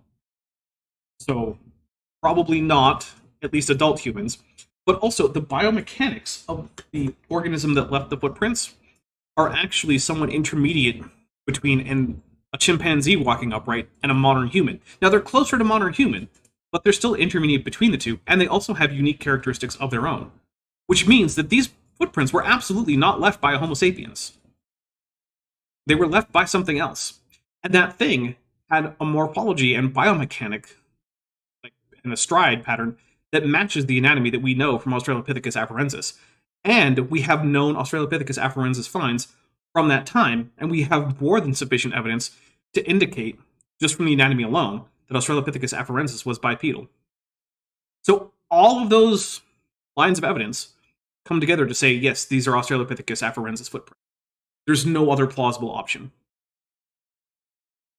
Pillow Punk Half Dog Half Canine says, was that the end? No, not even close. There's still more than an hour of this video to go. Asta Answers in my posterior review for $4.99 says, would it be a straw man to say that John Sanford thinks the genetics works like how JPEGs work? I'm joking. Yes. The thing is, you say you're joking, but it's actually probably not that far off. That's not inaccurate. Yeah. Or maybe like how the cloning process in Multiplicity works. Man, I haven't seen that movie in a long time. Wow. That's a deep cut right there, Multiplicity. Has anyone even seen Multiplicity? Dude, Michael Keaton. Yeah. Oh, I know. Hey, if you've seen Multiplicity, let me know in the chat or in the comments if you're watching this afterwards. So this is just a diagram. Okay, dude. Don't fade up the audio like that if you're going to do a page curl that doesn't have any audio under it. It just makes it harder to follow. I don't think that their editor knows how to separate those. You're probably right. Oh, no. Just saying. Like I said, jam truth ass editing, jam truth ass lighting. It's so bad. I'm better at editing than this, and I've never ever once taken an editing class. Like, it's not that hard. I'm probably better at editing than this, and I can't edit. Probably. Oh my goodness. That's painful. Ugh. You know what? I think you're... another reason I think you're right is because if you notice the page curl just went to black, and then we page curled the black, you can do a page scroll from one shot to the next. Guy doesn't seem to know that you can just slide that clip under and then do the effect on the. No, okay, cool. And that would be a good reason to crossfade between the audio on the two different clips. If you did the page scroll from one shot to the next. But no, and also it's not even a shot, it's just a jump cut that you're hiding with a scene transition effect. Yeah. Because without the page scroll, this would just be a jump cut. Oh, I hate everything about this. I'm taking a drink. This is hurting my brain too much. Like, these are very basic editing techniques. Very, very basic. And this is from 2 years ago, so it's not like there aren't programs that literally you can just hit a button. Yeah. I mean, I don't even... Joshua Geese just gifted 5 Dapper Dinosaur memberships. Thank you so much. Here's 5 drinks. 1, 2, 3, 4, and 5.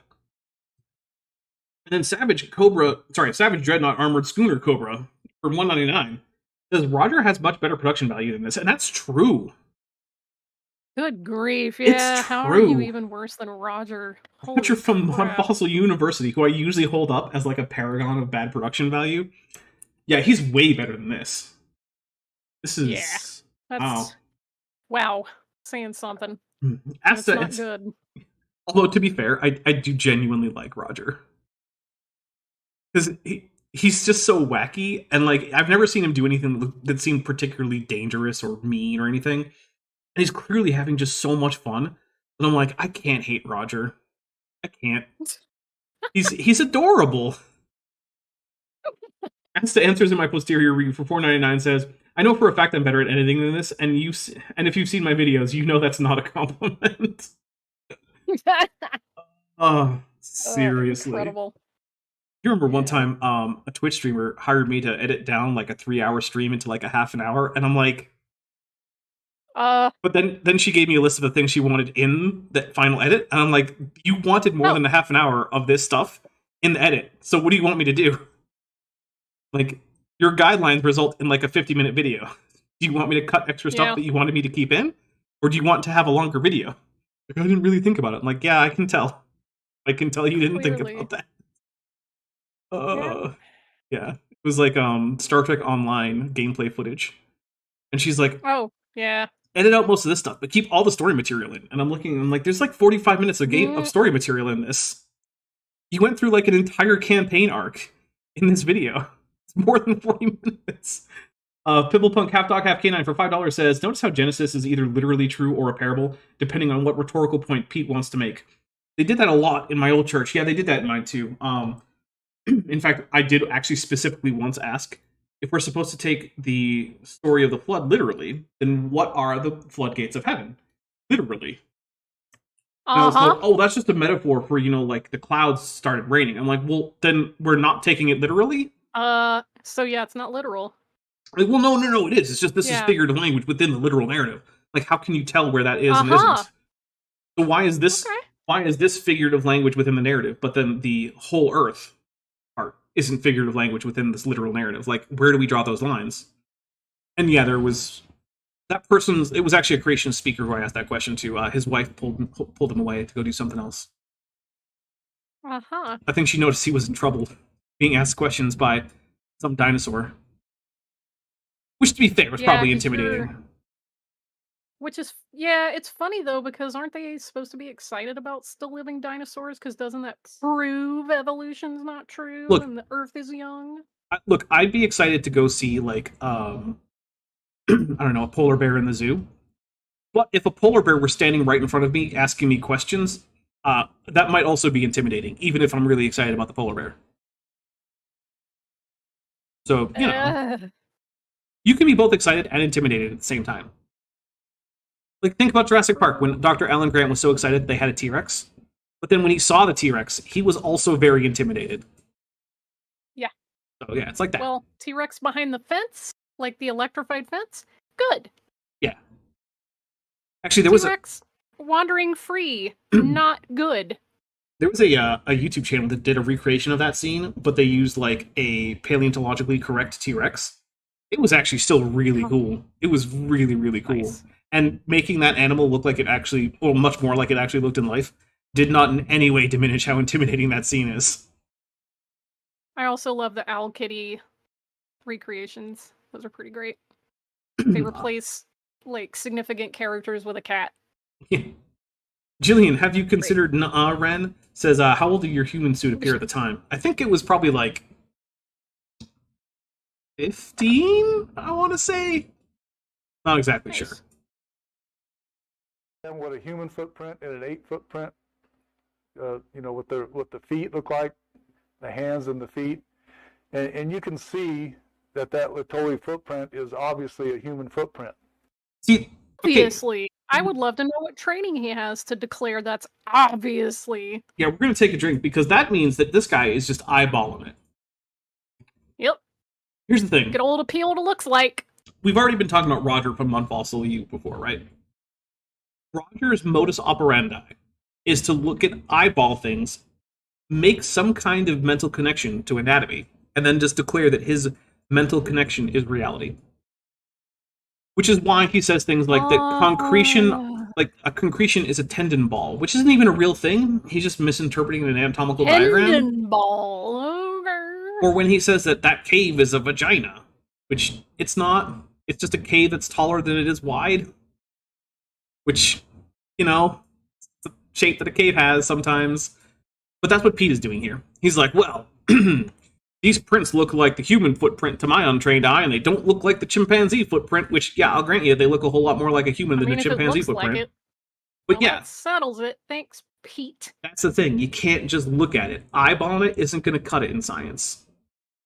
DM Jurassic Park was a documentary. Wing says tendon ball. Yeah, it's an anatomical structure that he made up because he looked at a diagram that had little circles in a tendon that were supposed to be highlighting aspects of the tendons, like biochemistry or something, but that went right over his head. And he thought that the tendons were actually anchored on little tiny balls of something inside the tendons that anchored them to the bones or something. It's very confusing. Well, Roger also fell for the mystery flesh pit, so he did. He thought it was never real. gonna let that go. It's so great. See, it this was like is what his I'm talking greatest about. dream come true. He was so excited, and then his own audience, excited, like, finally validation, and then it's like, oh. His own audience, and the thing that gets me about that is like, Roger, you would have remembered if Coca-Cola made a Coca-Cola heartthrob during your lifetime, mass marketed it, and then it was made out of kaiju sex juice. This is a thing you would remember. This is a thing anyone even roughly your age would remember. And no one does, Roger. When was the Coca-Cola heartthrob made? Why don't you remember? Why do you think that is? Yeah. Jester Lord of Fools for $5 says, today I learned that Ceratosaurus are intimidated by polar bears. Hey, look, polar bears are really big and heavy, and they're heavier than Ceratosaurus. At least full grown, right? Like, Ceratosaurus... Hey, they're not the apex predator for their ecosystem for nothing. Right. Exactly. And you know what was never an apex predator? Is Ceratosaurus. So... Yeah, you're too small. True. Look, Ceratosaurus is only like 2 meters tall at the head, right? It's not that big of an animal. Everyone thinks I'm like T-Rex size. Not even close. In fact, I actually have a video where I go over like the basics of anatomy in terms of like what posterior and anterior and lateral and medial mean. And in it, I'm standing next to a 2-scale T-Rex skeleton, and I'm like up at the guy's knees, right? Like I'm not that big. Yeah, I mean, when we went to the LA Natural History Museum, I only came up to your hips. Mm-hmm. Yep. And there's photographic evidence. That is true. It doesn't have that opposable toe that the apes have. And Mom's an opposable toe. Was born. Russian autocatalytic killer from 199 says, I was away. Did I just hear kaiju sex chips? No. Kaiju sex juice, which was an ingredient in Coca-Cola Heartthrob. Yeah. Coca-Cola Heartthrob had kaiju sex juice. From the amniotic springs of Mystery Flesh Pit National Park. That's right. It had multiple areas, and if you wanted to go into the deepest area, you had to get mental health counseling and spiritual counseling. Because it was just a giant... Zipper! Yay!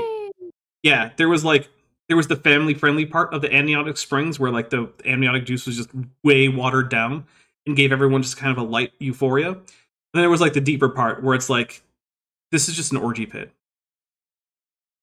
That's just what it is. Pillowpunk, half dog, half canine for $2 says, "You're the apex of pseudoscience debunkers, Dapper." Well, thank you. I'm not sure that I could really be comfortable taking the title of the apex, but I do appreciate it. But I mean, yeah, apex is relative to your environment. I suppose I am the apex of pseudoscience debunkers in this household. Shows it's human because the apes never put their weight on what we would call the big toe.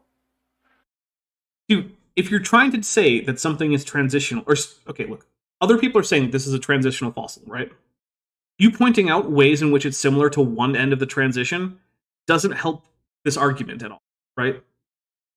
All you're saying is, hey, this transitional form between basal apes and humans had human-like feet. At which point everyone says, yeah, that's kind of part of the point of being transitional.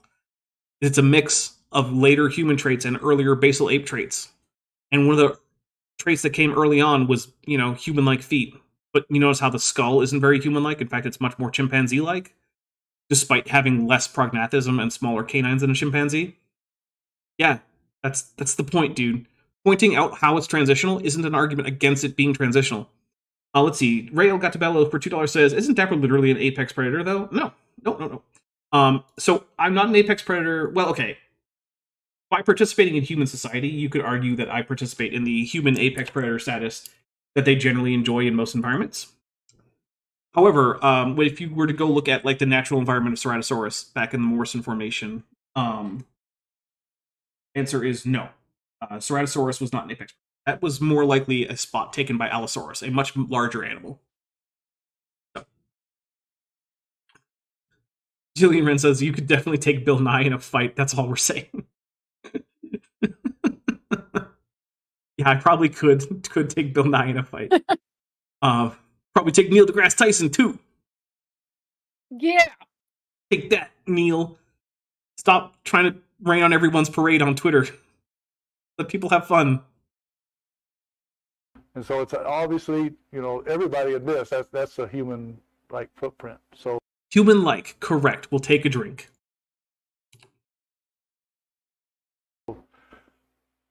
if you'd noticed on Lucy, there weren't any hands or feet.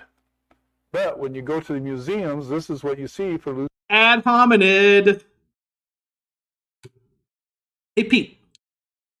Remember how earlier in this very talk, just a few minutes ago, you pointed out that we now have several hundred Australopithecus finds, enough to complete an entire skeleton based on actually extant bones from Australopithecus afarensis? You remember that, Pete?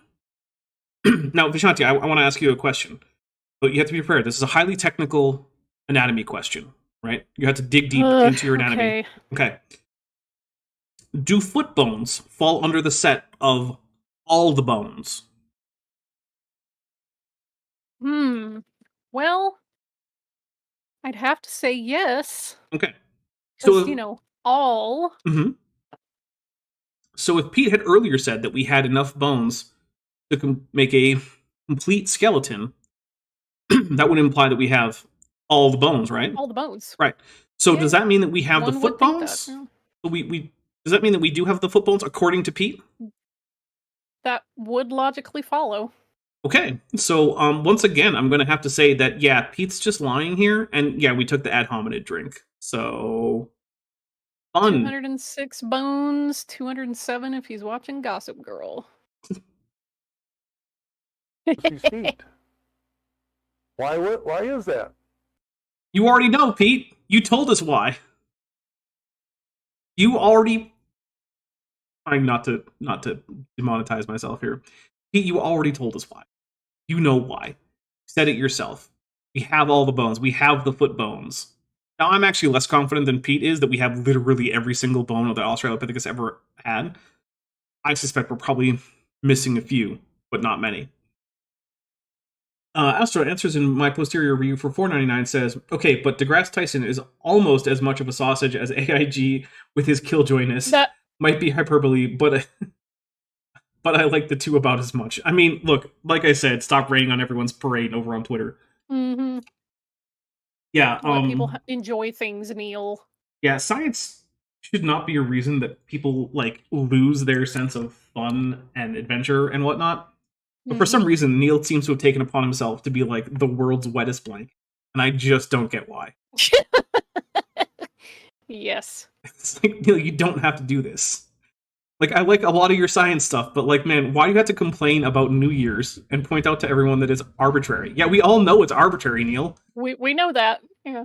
We choose to have fun on that day anyway, and to have a set marker for our calendars, because we need to have some way of keeping track of time that's convenient. Savage Dreadnought Armored Schooner Cobra for $4.99 says he's a creationist. It wouldn't be fair to expect him to understand basic set theory that most kindergartners can grasp.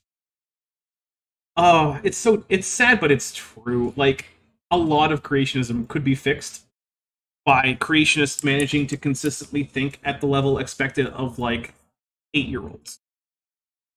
There have been times when a creationist argument depended on the creationist not having the idea of object permanence.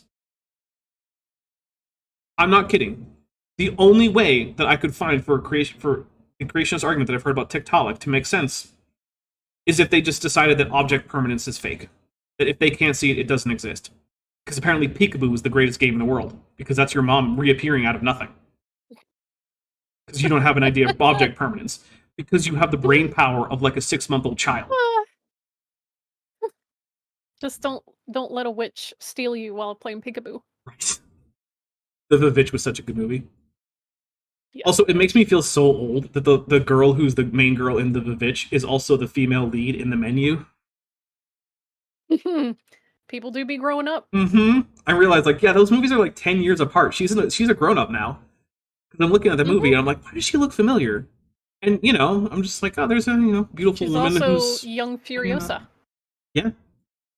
Which, by the way, Menu was a fun movie. If you want a sort of tongue-in-cheek, anti-consumerist horror comedy, check out the Menu. Okay. Because something had to make that footprint besides a human. That's a big problem that they had. So that's how they present Lucy. Pete, you have to know you're lying. You said it yourself. I'm not going to keep belaboring this point, but Rail Gatubellos for $5 says, saying certain creationists doesn't understand object permanence is an insult to the... Actually, has there ever been a claim for the Piraha that they lack object permanence? I know that there's a claim that their language lacks recursion, which, I'll be honest, I'm skeptical of because of the very, very low number of workers who have ever actually studied the language.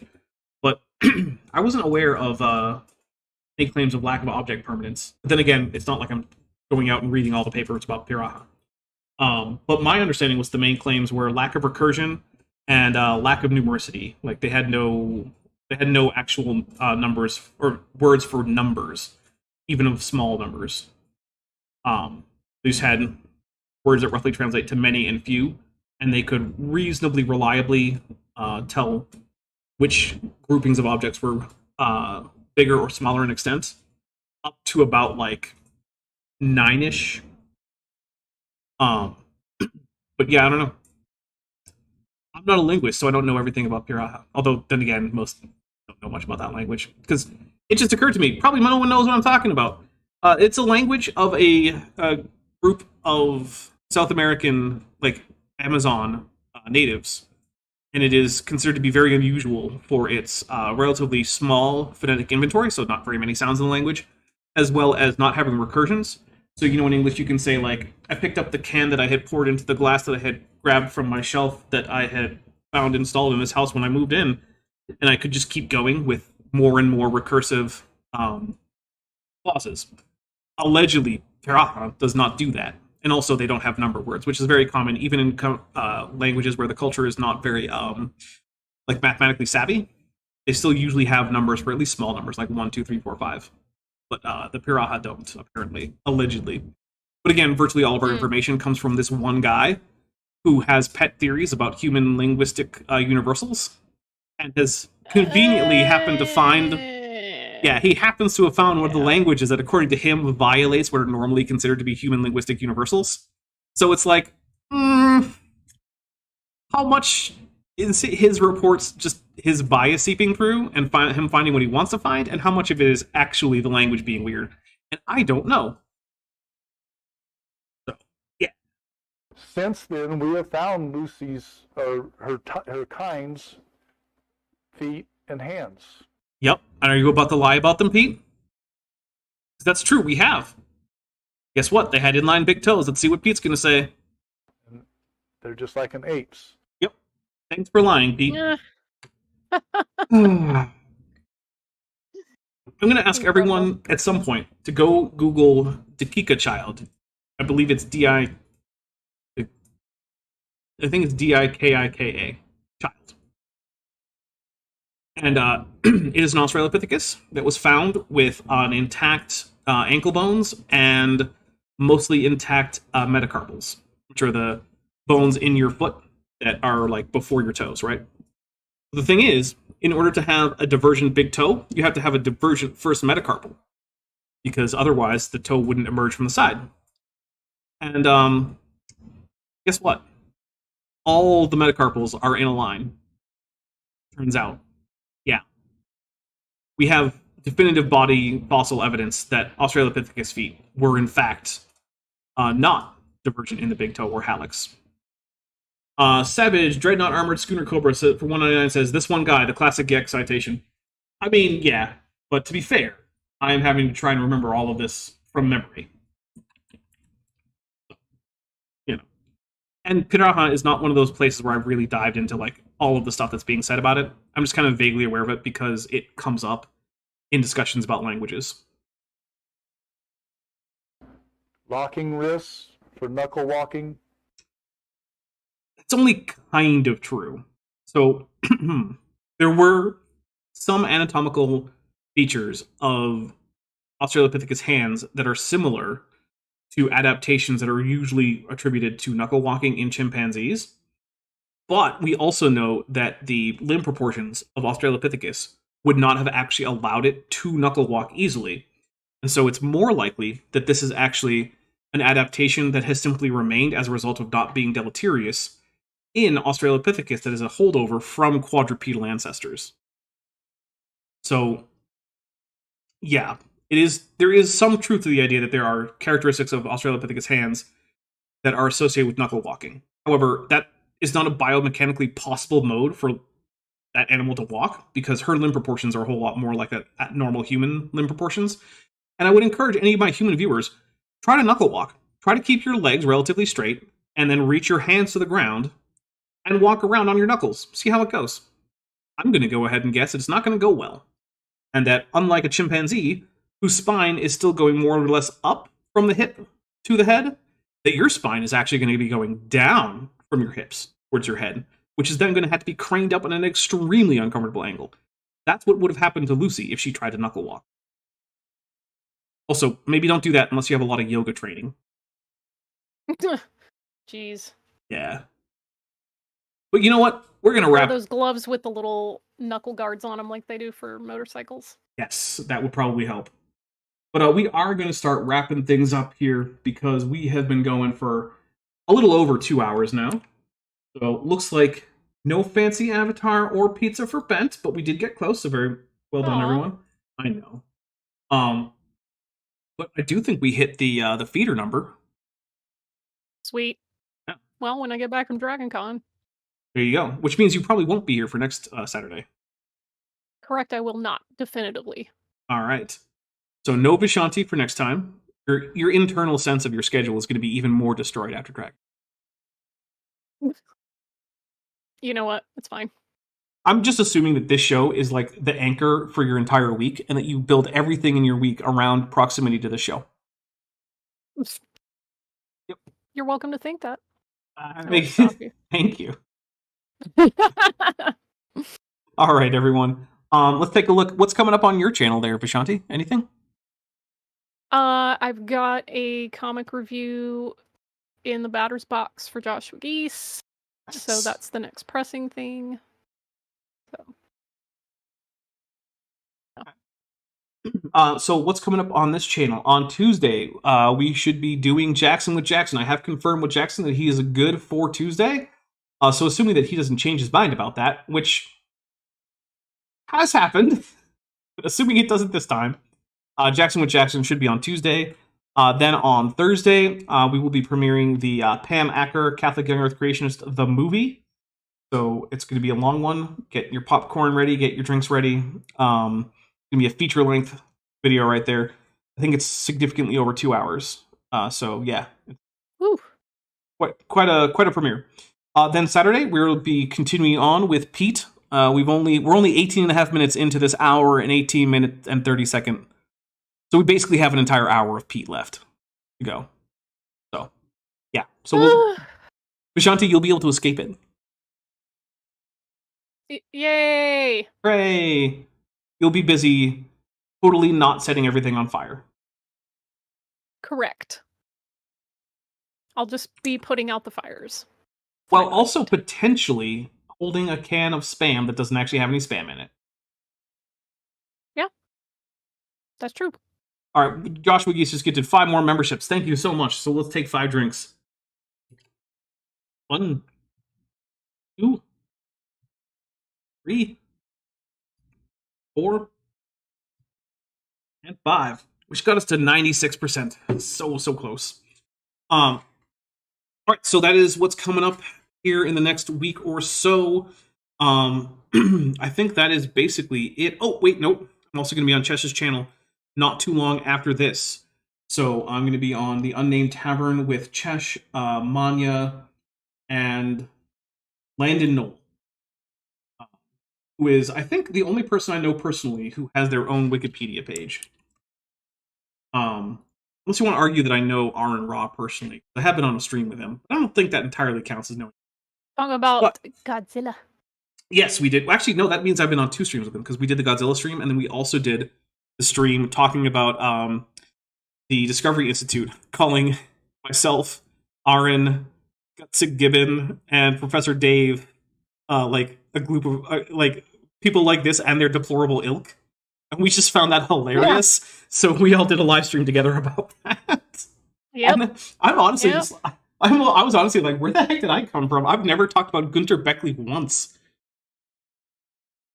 But Jake, insert clever Dapper inside joke here. Nelson for $5 says, for the last $5, I can afford to listen to Phantom Planet's The Guest Dispatches Bang Bang and the 12 Letters EP if you can find it. Okay. I will take those recommendations under advisement, although I probably won't be able to find those right now because right after this, I'm off to hang out with Chesh and company. All right, everybody, thank you so much. We'll talk to you all later. I'll talk to you on Tuesday. Vishanti will probably be back in a couple weeks. So, bye, everybody. I'm not like disappearing off the internet. I'm just going to be at a con. I'm going to assume that you are incommunicado, and any communications I do get are just little, like, extra. Like the cherry on top. Okay. Alright. Well, bye, everybody. Hey, before you leave, I just want to take a second to thank my patrons and channel members, especially those pledging $20 or above. Ben Tovand, Tapioca Weasel, Whispers, Ella Runteller, Horseflesh, Ian Chen, Kelvin Brostock Van Manen, Landon Knoll, Mabdy Babdy, Wallace, John Ackerman, and Strawberry Vein. It's because of my channel members and patrons whom you're seeing on screen that this channel can stay afloat. Without you, it would all shut down. If you want to join the team, there's a link to join the channel below this video, and there's a link to join the Patreon in the description. On the Patreon, you can get a 10% discount for pledging annually, and either way, you get early access to virtually all of my scripted videos, often 3 to 5 months before they come out for the general public. Thanks for watching.